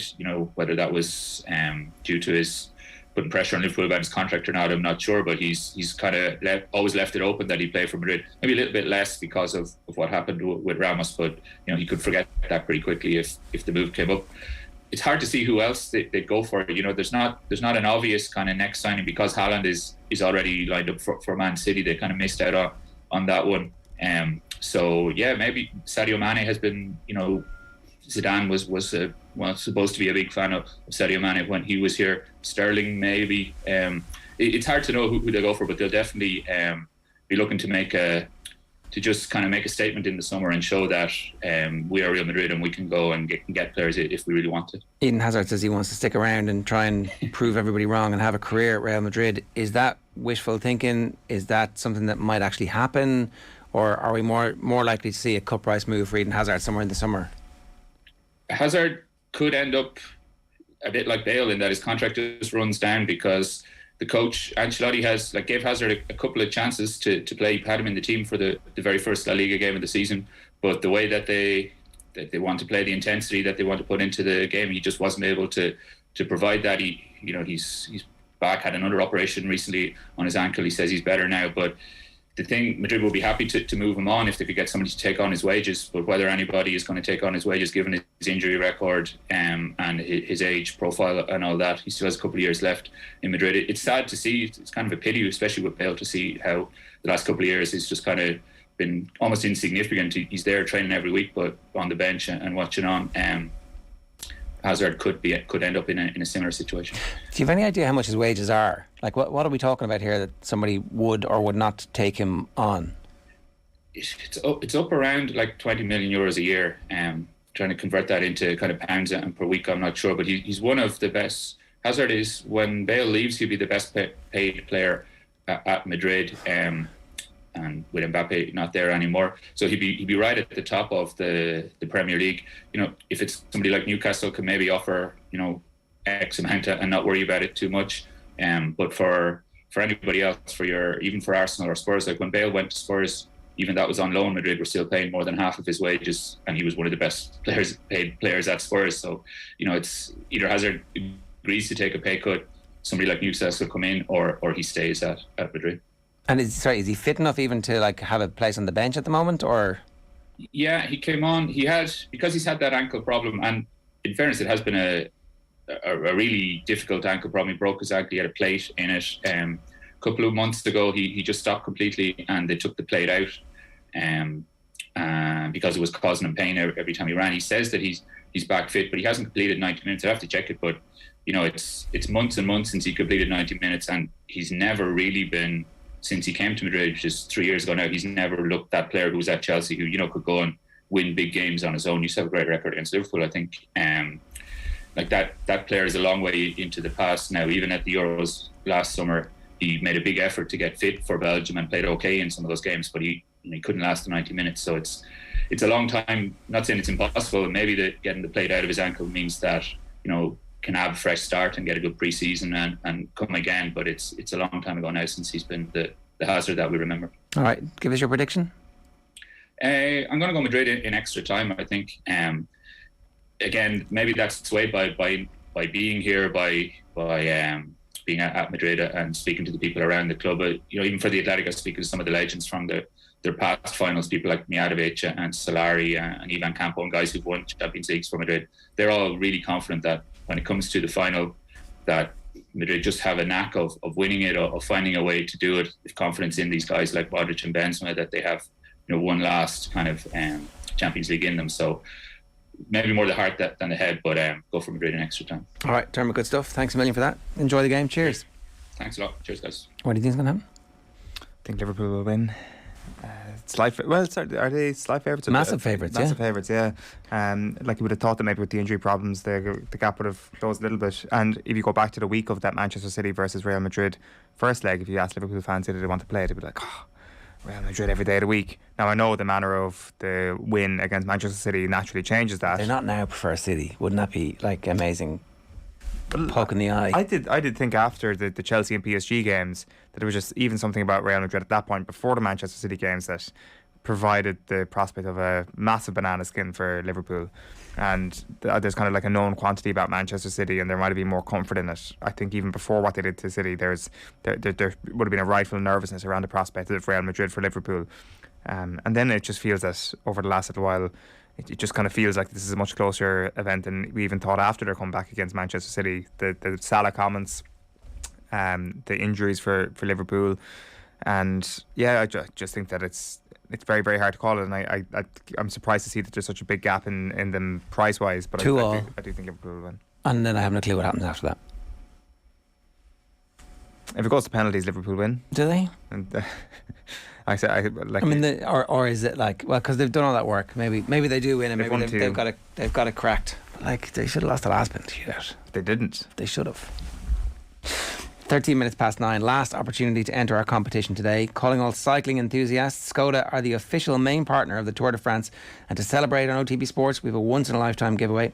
This prize is a VIP trip to stage 13 of the Tour de France from the 14th to the 16th of July. It includes flights and accommodation for one winner plus one. All you need to do for a chance to win is to be available to travel from the 14th to the 16th of July and identify our mystery voice. Who is this Roscommon-born actor who played with journalist David Walsh in the 2015 film The Programme?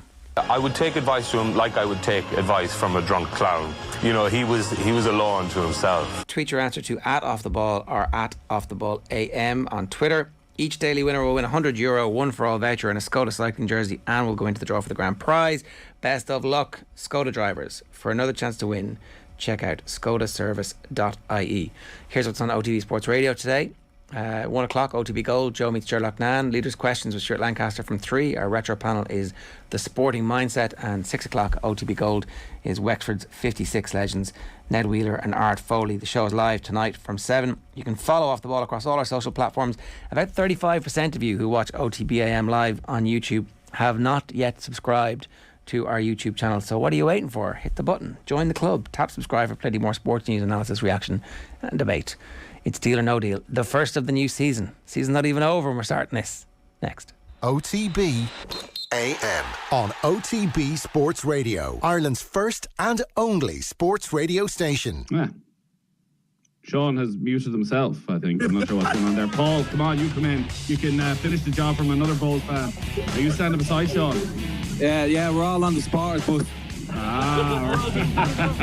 we're not one bit happy. There's 50 of us on this bus and we're not one bit happy. For immediate reaction from around the grounds, catch League of Ireland Late Night every Friday 10 p.m. on Twitter Spaces. Follow @OffTheBall. During lockdown, I went out to Holt once for a cycle, like 5 a.m, and I didn't, like, my wife wasn't awake or anything. Beautiful morning. And I actually ended up cycling around the walking path. I didn't realise you weren't actually meant to go there. And, pretty precarious. Like, you go over the edge, no one's going to hear from you or see you. At least I'd be able to trace my mobile phone. But what happened was they had those little bollards, to stop people from cycling. Anyway, when I was cycling down, my tyre smacked one of them and I burst it at 6 o'clock in the morning. I was like, what am I going to do? So I had to walk to the graveyard in Hoth and called my mum at 7 o'clock. I knew she'd be awake. I'm 42 years of age. I was like, hi, Mum. Is everything okay, love? Yeah, listen, can you pick me up out at the cemetery in Sutton? Have you been out all night again? I've got a puncture. She's like, yeah, okay. So she came out, put the bike into the car, drove back to Clontarf, and then I swapped bikes. I'd given my dad my racer, and so I cycled that back over and pretended that I'd gone on a great long cycle. Nothing to see here. Wow, that would have been middle of lockdown, we'd never seen you again. You know what? It was embarrassing because there was other people out cycling and then me, no spare tyres, none of that, me walking down from the Hill of Hoth down to the graveyard with my mountain bike. I was like, this is humiliating. Things that put people off on a first date. Showing up late and getting your name wrong? Always a great start. Looking at their phone more than you? Hello? Someone who only talks about themselves. Oh, really? God, aren't you great? Look, no one said dating is perfect, but at godating.ie, we promise we'll always try and find your perfect match. And if you sign up today, you'll get 1 week on godating.ie absolutely free. Yes, even you, socks and sandals guy.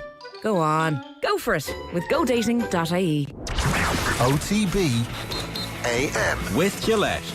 Get into your flow with the new Gillette Labs Razor with exfoliating bar. It's 18 minutes past 9. Phil Egan, good morning to you. Good morning, lads. We're just reminiscing there. It's bad when you kind of stumble into a conversation and the first thing you hear is, no, I was married. No, I wasn't. That was the... Should we rekindle this conversation? Is it worth it? It was something to do with, I did a thing for Pat Kenny. So there was an ad there, just to put a bit of context on it, there was an ad for the new dating app site, Go Dating, and I was like, oh, you did a dating thing for Pat Kenny. I remember it because they sent you and Celine to some meat market. I know exactly where it was. It's got no name. That's the name. The bar with no name. So maybe it wasn't the meat market, but that was the point of it, was to go into the live environment and record the sights and sounds of a night out in Dublin when people are trying to get their hole. That was essentially it, wasn't it? Now, in fairness, I was single at the time, but I wasn't on the pull. Like, I was there for research purposes. But it was more a case of like journalist. Get chatting to lads and women as well about. You were the reporter in the. What are you looking for in the night? You know, has anyone come up and spoken to you? Has say to some lads, like, is there any women there that you fancy? Would you go up to them? What are you going to say? That kind of thing. And that was really it. Like, did you have a mic with a mic flag on it? Yeah. Because it was obvious. Yeah, I wasn't undercover. Yeah. It should have. I mean, we speak into my buttonhole here, please. We should have gone undercover. And what was the content like? Sensational. Was it? Sensational. Was it? Oh, you've got to listen back to it. It was like one of the all-time great radio moments. I absolutely need to hear this. I don't remember. Oh, it was amazing. It was. And like, were people like, that's exactly what I'm here for? Like, I mean, this is obviously pre-Tinder, is it? This is like, I mean, people actually, human beings went up to one another and approached. Is this actually a thing that used to happen? How long ago was this? This is probably around 2012, I'm going to say. Is it that old? Yeah. It's 10 years. Yeah. That's the real anniversary. Screw Saipan. Phil in No Name Bar for Pat Kenny is the real anniversary we need to be marking this year. Well, we'll dig out the piece. That'll be easier audio to find. Yeah, totally. Sorry, it's 9:20 this morning. OTB AM is brought to you live each morning by Gillette Labs for an effortless finish to your day. We should have also talked about something else that happened in the ad break. During the break there, you heard Brian O'Driscoll having to call his mum to bail him out after a cycling mishap up Howth. He's part of Team OTB. We're taking on Tri-Thigh this June. The time is telescoping rapidly. It's all in partnership with Whoop, the personalised digital fitness and health coach that helps you unlock your inner potential. Check out whoop.com for more. The triathlon is on Sunday week, so still plenty of time for us to get in tip-top shape. We'll tell you more about that next week. We've had a lesson, Triathlon for Dummies, that we're going to bring you.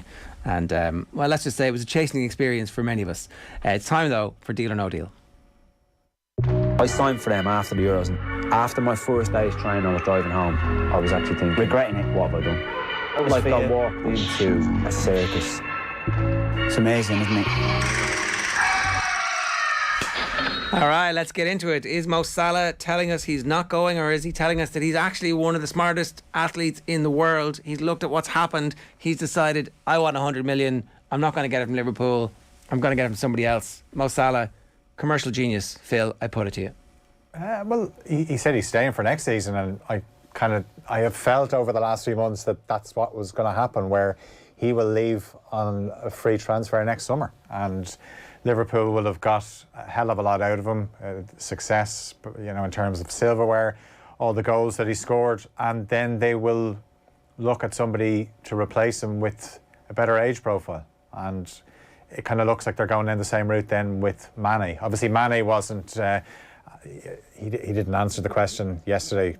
Salah kind of was.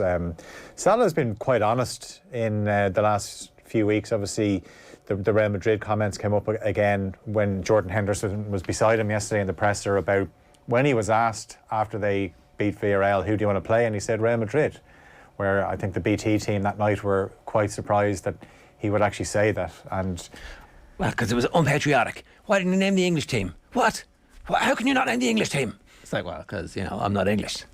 Is the Salah thing not just a reaction to the over-sanitisation of interviews anyway, and players being unbelievably boring? Yeah. That's what happens. It catches you off guard. One thing that's a 2 out of 10 on the Richter scale of interest is all of a sudden a massive earthquake of the storyline. I suspect the only part about that might not be true is that perhaps Real Madrid have brought it up and they are genuinely using it as some kind of weird fuel. If the lockdown taught us one thing, it's that professional athletes have this weird, hypersensitive streak in them that turns the smallest thing into a massive thing for no reason, because it gives them a tiny edge. Their lives are pretty boring. Their lives are like repetitive set of fitness, athletics, tactics, technical stuff. And then all of a sudden, a tiny little bit of something gets introduced into it, and it's like... Michael Jordan, Last Dance, is your prime example. Just anything you're looking for. Just, somebody didn't hold the door for you. It's like, and I took that personally. Well, you could say that there's a hypersensitivity around Mo Salah bringing up Real Madrid in the first place, given the man who injured him doesn't even play for the club anymore. Yeah, but also given what happened and how that final unfolded after Salah went off and Karius. So Liverpool will be looking forward to it as well. But yeah, it's a very different situation now, because I remember watching that game in 2018, and when Salah went off, there was a feeling that Liverpool are screwed here. Whereas Salah hasn't been playing the last few games. I know he came on against Wolves, but he came off in the FA Cup final, and there wasn't that sense of, well, Liverpool are screwed here, because now they have the cover. And I think I've said it, and I'm sure I will say it for the next few years, that in terms of contracts, the likes of Salah, Mane, whoever it is, the most important contract at Liverpool is Jurgen Klopp. He is signed on the dotted line. So I would trust Jurgen Klopp to get it right, regardless of what happens. Here's the thing. They're going to have these two players now for one more year, and the two players should absolutely be trying their eye strings out to be as good as they possibly can for that year, because it adds extra millions. Like literally every extra goal and good performance they put in adds tens of thousands, hundreds of thousands to what they can demand for free to the next club, who are like, oh, we're going to get you at something approximating your peak for 2 or 3 seasons. Like Mo Salah looks like he can do this, given that his game isn't based on extreme pace. Like he could easily go on to have a Ronaldo-esque career into his mid to late 30s. That's not, not beyond the best possibility. I think I don't know if Mo Salah is going to emulate what he's done at Liverpool elsewhere. I think the way Liverpool play is perfect for Mo Salah. So I think Mo Salah needs Liverpool, and obviously since he's joined Liverpool, have needed Mo Salah. I think Mane has a bit more versatility. It'll be interesting to see what happens on Saturday.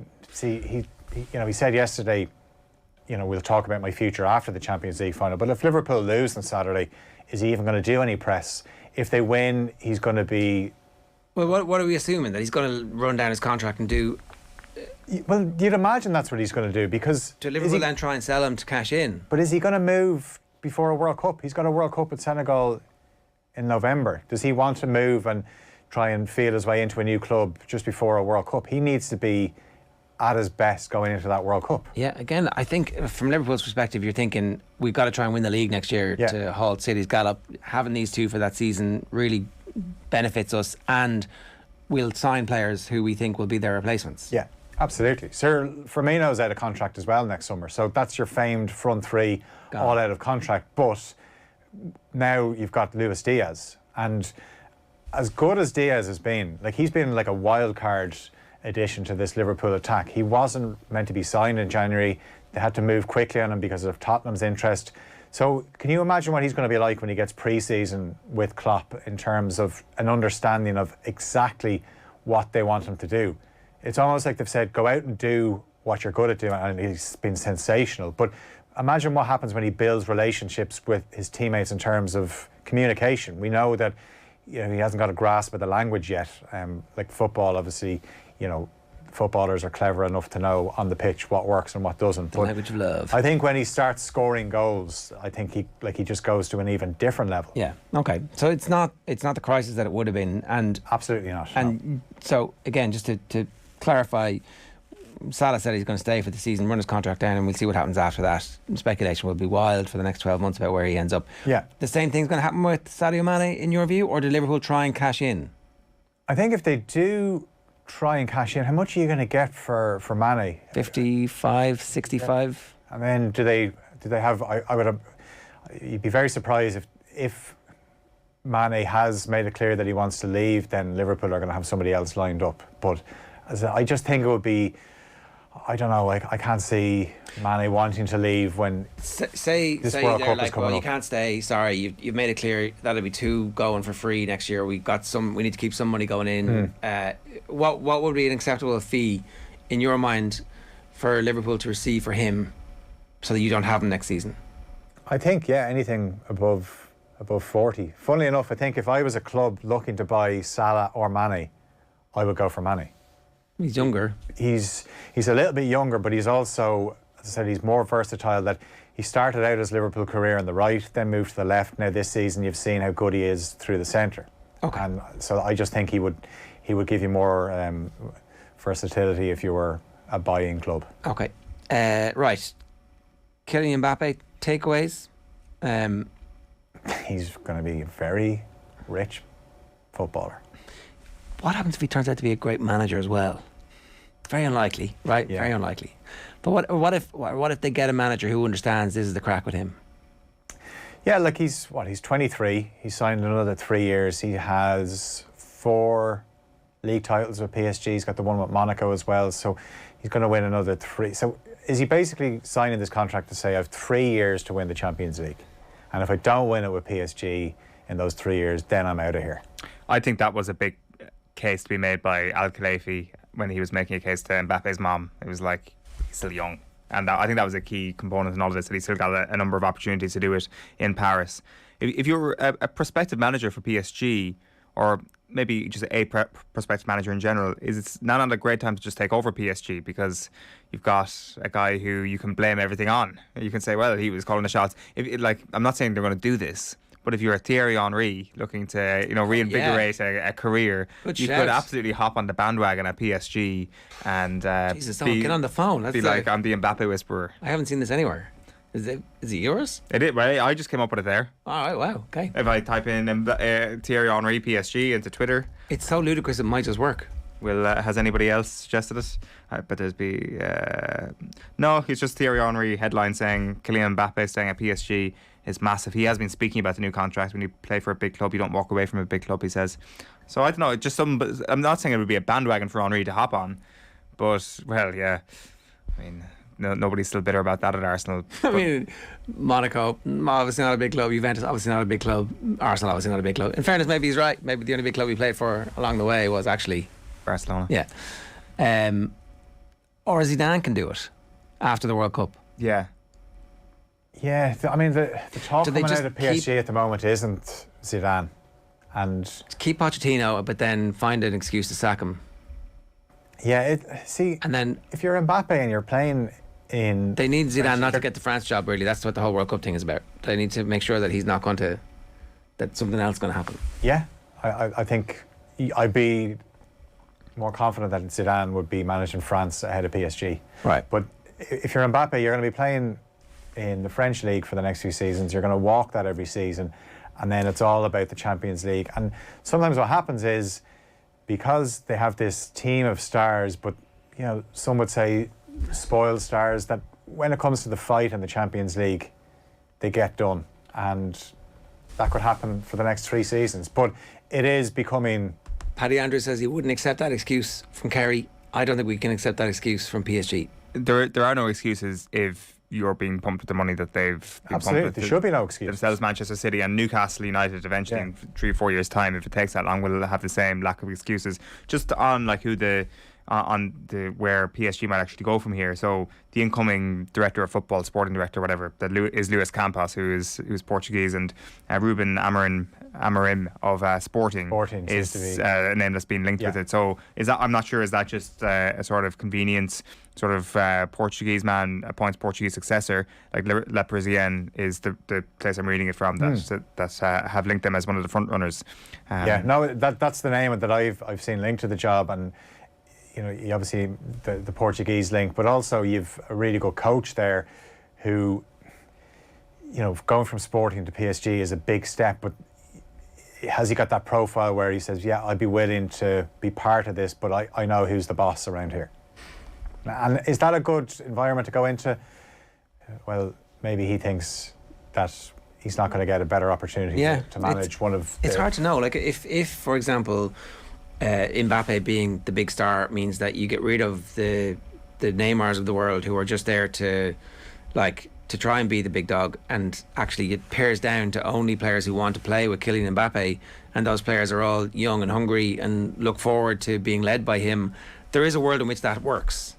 There's loads of worlds. In the vast majority of cases where this happens in football, it hasn't worked. In basketball, it works all the time, where there's one totemic figure who gets everybody together and says, you need to come and play with me, and generally they know exactly what they want. Now, I'm not saying he's a tactical mastermind who's going to be able to set a team up for Catenaccio style, 0 all away from home in a Champions League semi-final to see you through, but that's what you bring the manager in for, and you hope that so if they stop signing superstar Galacticos who are past it, and stop indulging the Neymars of the world.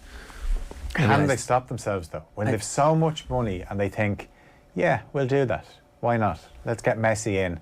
they obviously have Neymar. Somebody else will come up to think, yeah, wouldn't mind that, because they like to flex their muscles. They haven't got.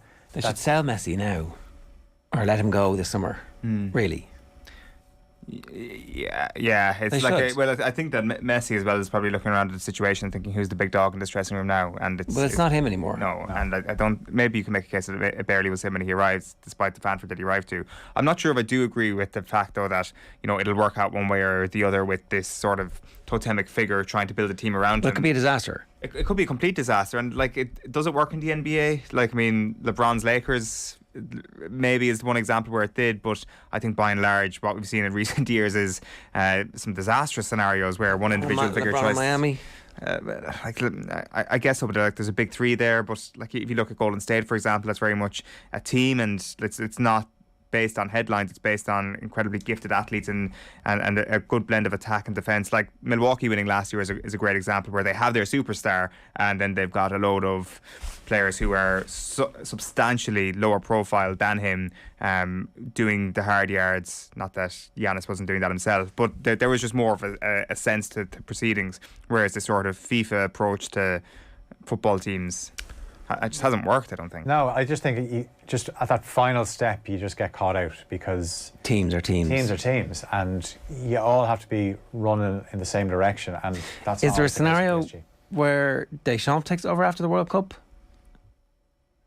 Yeah. He's never been seen as a particularly brilliant manager, but maybe it's the Ancelotti style manager that they need here. Maybe that's what they need again. Yeah, they had him. I know. Yeah. As I said, it just seems that whoever's there, they just can't get over that final hurdle. Well, they've only been in the final once. Is the Marseille thing something that will put off PSG fans? Possibly, and they're not shy, the PSG fans, about voicing their opinion. But manager as well as player, Marseille, the first club you associated them with. Yeah, I still think when a push comes to shove, when you get to the latter stages of the Champions League, PSG will still just not be able to get it done. Okay. Let's very quickly move on. We've got we're way over time. Quick ones on this, right? Will Ten Hag get the band back together? Frankie de Jong move is in doubt. They're looking at, I've seen them linked with two of the Ajax defence and now an attacker as well.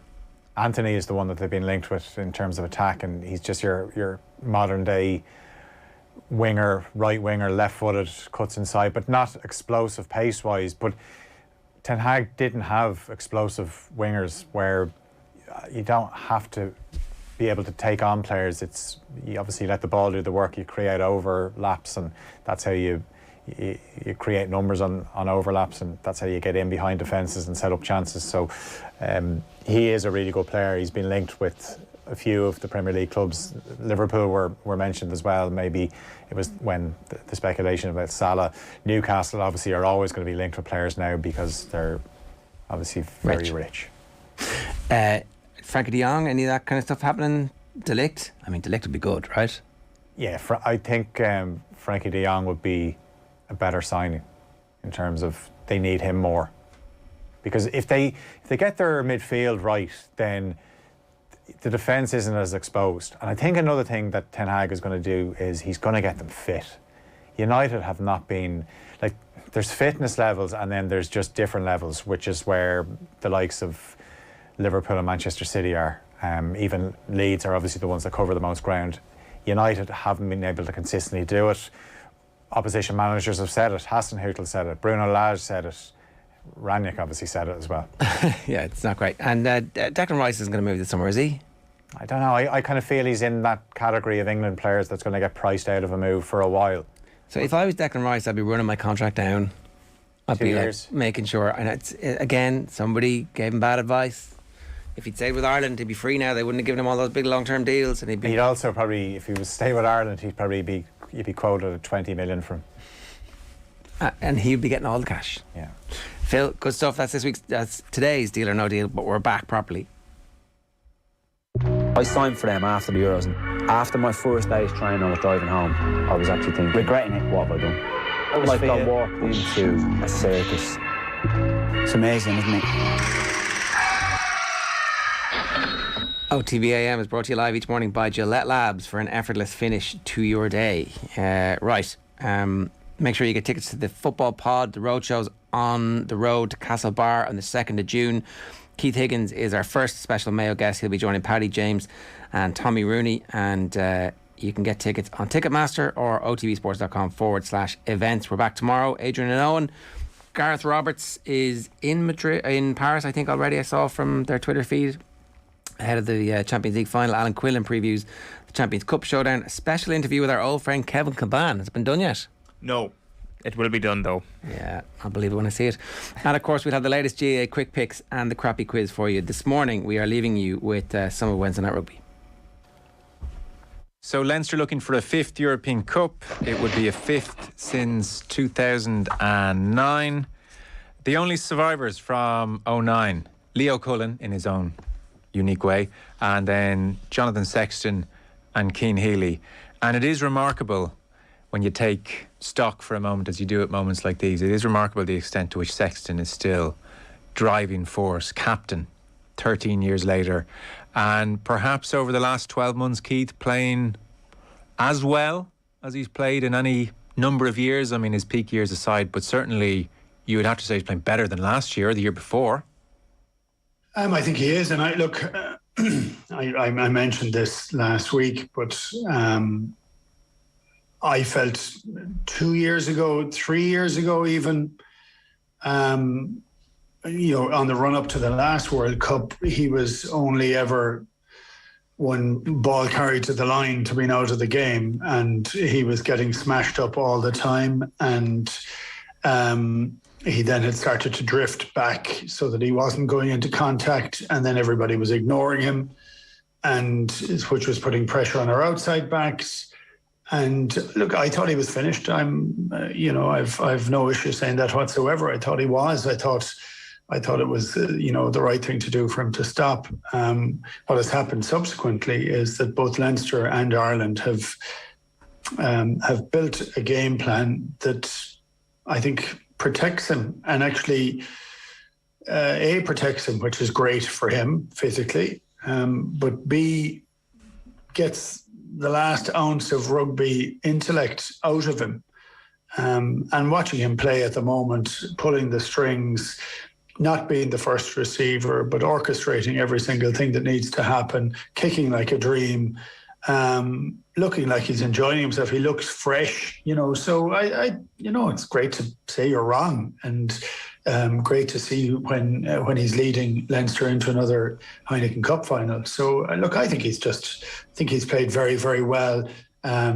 Started the season maybe a little bit rusty, and he got back into it really, really quickly. But I do think it's the style, the variability that's there, and look, he looks after himself incredibly well. So it's worked out great for everybody concerned. I still like to see somebody else come up and shake him and shake his position a little, because I do think there will come a day when we do need it, or there could be one injury away. It could be a pulled hamstring just as easily, and those things happen even without the contact. So, but no, I think actually, look, it's great to see people proving the doubters wrong. I was a doubter. I had a look back recently, Liam, at the 2009 final. The 2011 final stands out because he was just so incredible in the second half, and I think his little halftime speech has probably gone down in lore as well, but his performance in the 2009 final was absolutely extraordinary as well. This mammoth drop goal and brilliant attacking rugby and flawless from the tee, like to the point where, I mean, like the Sky commentary team aren't far off saying, I know the Lions squad has been named, but maybe on the basis of this performance, this kid needs to go to South Africa as well. They were flying out, I think, the following day. So from day one, he's been exceptional. I can't think of another out half. Maybe there's someone I'm not thinking of. I know Wilkinson had a late renaissance at Toulon, but I can't think of an out half who 13 years apart is producing this. Yeah, and I think the manner in which he entered at that level was extraordinary. Like, he came in through injury, the classic case of opportunity meeting expectation and preparation, should I say. And he was wonderful. And if I look to the key difference now, I think at that parts of his career, he was trying to do everything. Whereas now the key thing, if you look at the stats of Leinster's performance this season, to build on what Keith was saying, names like Hugo Keenan, Jack Cohn and Caelan Darras, they're the 3 top ball carriers in Leinster and the European rugby. The only one that's higher than them is the number 8, potential number 8 starting for Stade Rochelle in Aldrich, who's number 1 carrier. And you look at the impact that James Lowe is having, that Jimmy O'Brien is having. There seems to have been, whether by accident or design, a shift in Johnny Sexton's role. He is as valuable as ever, but the value of the other players has come up, and he's allowed that to happen. Like, he's a key part of that process, where other players are doing an awful lot of the work to give him the opportunity. You saw him in the semi-final, the half break he made, because 4 or 5 Leinster players sold so much to a Toulouse defence that the Toulouse defence didn't know what to do, and in that moment, Johnny Sexton ran through a gap. Whereas in previous seasons, he might have been pushing, trying to create the gap himself and get smashed. So I think there's a maturity in his game that's allowing others, and the skill set of other players that are contributing, these guys are, if they're not world class, they're damn close to world class. I've mentioned them, Keenan, Conan, Darras, etc. And you think of Ross Maloney and the impact he's making. I've been banging on about Ross Maloney anytime I come on. I've been talking about him for months. But the value he's adding, that's creating opportunity for all those outside him, and Sexton is one of them. So players have come up to his level, I would argue. Yeah, well, for Cian Healy and Johnny Sexton, I mean, it's not just Leinster looking for a 5th European Cup. To think those 2 guys are looking for a 5th European Cup is quite something. So just to note that as we embark on the preview. There was a big Leinster training session yesterday. Today a day off. So the presumption seems to be that Furlong and Lowe came through. The La Rochelle situation, Keith, is just a good deal more complicated. You need luck and you need injuries to go your way, and it's one of those stressful weeks, I think, for O'Gara. So there's just question marks everywhere. Victor Vito, it looks like he's out. We were very much of the understanding that Ger Barlow, the World Cup winning scrum half, was out, until O'Gara in his press dealings yesterday was talking about trying to find him some kind of a hurling glove, to source a hurling glove, to see if they could throw that in his hand and get him through the game. And then Will Skelton played the 13-14 minutes against Stade Francais. Like, the way O'Gara phrased that was, he played 15 minutes in a, quote, slow-paced game. But he said, thankfully, no reaction. So, to be going into a final with these kind of question marks and the will I risk him, won't I risk him, it just seems like a far more stressful preparation on the French side of this affair. Yeah, look, for me, Victor Vito has been probably the main player for La Rochelle this season, and he has an awful lot good that has come from him, has stemmed from him. Ger Barlow with his hand guard, you can do that after a few weeks. Very hard to do it after 2 weeks, but if you're able to deal with a bit of pain, there's no harm. I think we've all played with broken bones in our times. It's one of those things that you do. So it kind of depends on the level of risk. And if you do that against all 3 of them, if the risk is that you're likely to exacerbate what you have and make it much worse and cause serious damage, well, then you don't do it. The other side is if you can actually get away with it and play well, and it's a cup final, you probably do it, and it comes down to the player then in that circumstance. And, some guys can have a really bad injury, can turn up and say, well, it doesn't matter because I can just put it all on the field. And if that's 50 minutes for Will Skelton, he could do an awful lot of damage in 50 minutes. So why wouldn't you do it? But it comes down again to that risk register that you have. Are you able to go and do this, or will this end his career? That's kind of part of it. For Rog, I wouldn't worry at all. It's the only reason he's involved is to be at the last weekend of the season. That's what he wants. And he is where he wants to be. And the nature of getting to it is you tend to have injuries. The flip of that is Leinster have had unbelievably good luck with injuries for most of the season. I mean, obviously with the big exception of Dan Levy, but an awful lot of players have come back at the end of the season fit, and they are very close to full steam. And that's pretty impressive. They've managed their squad incredibly well. Having a big squad has been very good for them. But if you look at it in contrast to other teams have a lot of players injured at the end. Leinster don't seem to. Liam, is the received wisdom you start the players who are doubtful as opposed to bringing off the bench and then potentially having to make a change again 5 minutes later?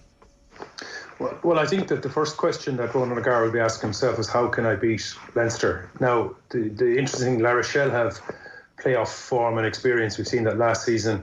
Ronan O'Gara is your playoff king. He understands all the way back to Munster Cup club rugby in that sense. So what style of game that La Rochelle are going to employ is going to be really interesting, because if you just compare the semi-finals, Leinster on 51 possession scored beat Toulouse 40 points to 17, but they were playing in the right territory, whereas La Rochelle, with more possession against Racing, ended up with 47% possession. So I would question La Rochelle's kicking game, and I think it's going to be really, really important the weekend, because it's all very fine to win in the trenches, that they like to bring the physicality, and that's where Skelton come in. I don't think he'd survive more than 20 minutes at the pace that Leinster are going to put him at.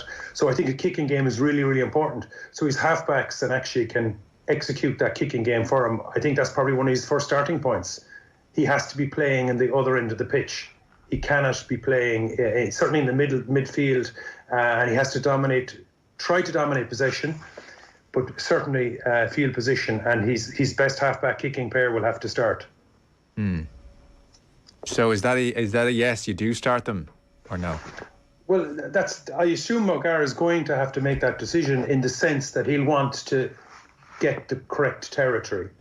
And again, La Rochelle at times, their style can be eking out 3 points, and it's the French top 14 style, isn't it? You rob a penalty scrum, you try and get a penalty score, you get your 3 points.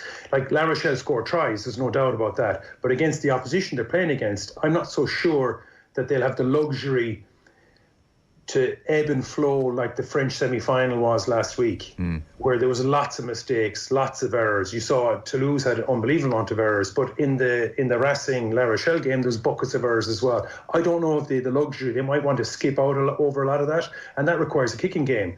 It requires them to slow down the Leinster recycle. It requires them that corridor power that they want to dominate. You saw the damage an offensive Leinster defence did on Munster at the weekend. Like, Munster crumbled under the face of that.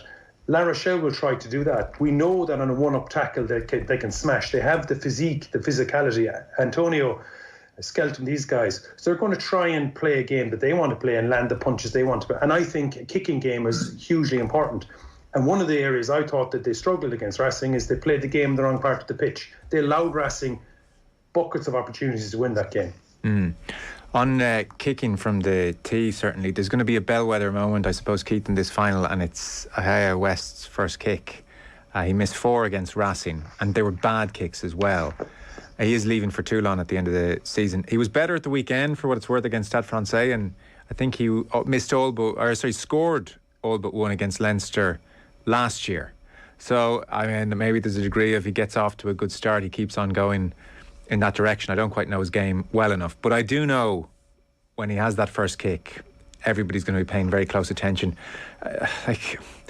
It must be very tricky to go into a final where you've a very strong sense your kicker's not going to make any kicks. Yeah, he often makes a lot of kicks, but he can miss them too. I looked at La Rochelle last the week before last. I thought they were incredibly nervous. And it was quite interesting to see them be that nervous for a semi-final, and they did make an awful lot of mistakes, and they were away from home, which is kind of one of the strange things that we often talk about. And actually, so were Racing, as it turned out, because they couldn't play, they had to play in Lens. But Racing would upset anybody in the manner in which they play, and I actually think they thought their way through it and got their win. They made it incredibly difficult for themselves, but they got the win. I think they're going to be a bit more assured as to how they play at the weekend. I mean, I'm not writing them off. I'm tipping Leinster absolutely to win, and I think they've got a cracking team, but I'm not writing off La Rochelle for how they performed down in Marseille. And sorry to interrupt you. You think La Rochelle thought their way through that victory? I thought... Sorry, I meant to say plotted their way through that victory. They They got through it by missing everything, but still managed to get it. I thought they were unbelievably nervous in how they played. I thought they were struggling for a huge amount of the game. They were lucky to get the win, but they got the win. And I thought they were very nervous.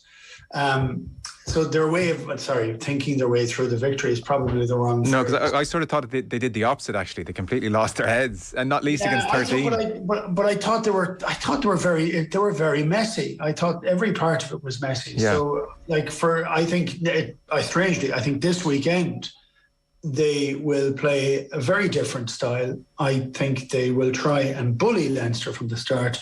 I would see them with Will Skelton on from the very start to try and use whatever he has until it breaks down. That's the manner in which I think that they'll go. And how capable are they of bullying Leinster, do you think? Well, they'd be one of the few teams who might be able to get away with it. But I think Leinster have improved drastically from 12 months ago. Yeah. I think they look far more composed. I think their game plan is far more mature. I also think they have better players on the field than they had this time last year, and they had an injury list this time last year. They don't this time. Yeah. So I think they'll be able to. I think it'll be tough, and I do think that a lot of Leinster have given away penalties at different times, scrum time. This year, that could happen again, but I actually think they have such an all-round game that they're able to go and deliver on it afterwards. I'll ask you both this question. I might start with you. Definitely everybody I talked to on these slots across the last number of months feels Leinster are much improved on last year, for instance.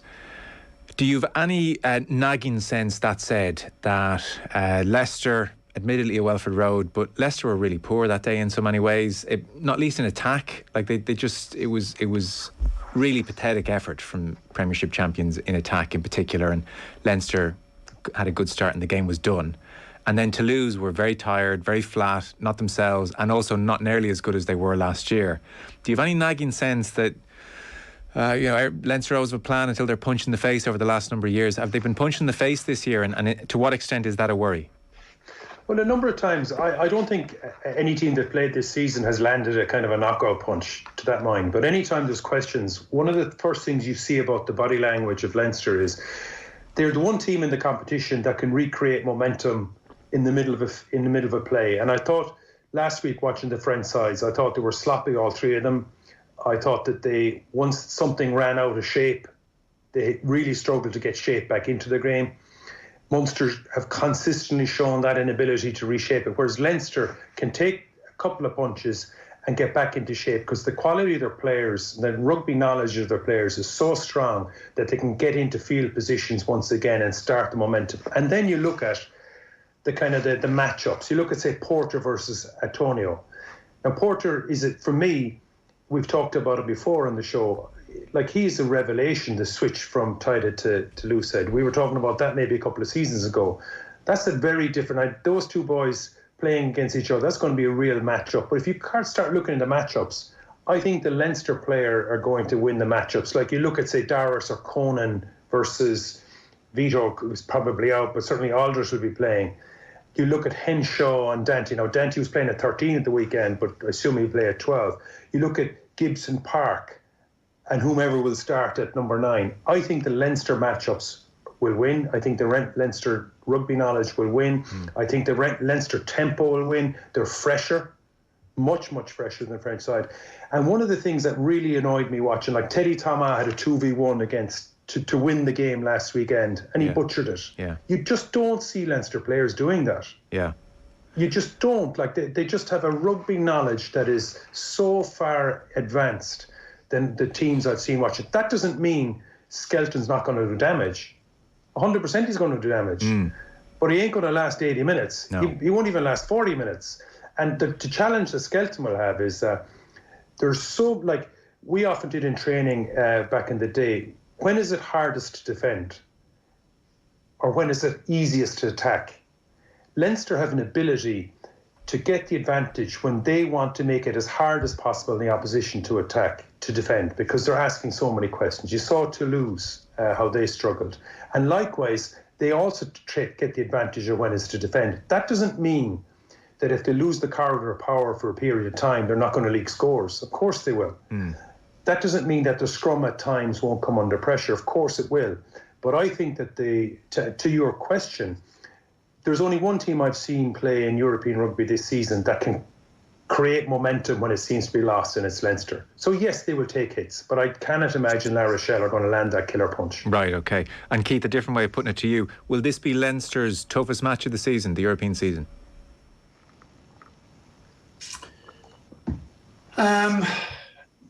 I think it will, because of the pressure and the expectation that sits on them, and it's a final and anything can go wrong. You can have a guy get injured and suddenly the things that were very slick last week are not slick this week. But for me, La Rochelle would need everything to go right for them. They can't miss a chance. Right. They can't miss a kick, a goal. They can't miss anything, really. They need to try and stay into the game. I like going back to your thought on what Leicester were like a few weeks ago against Leinster.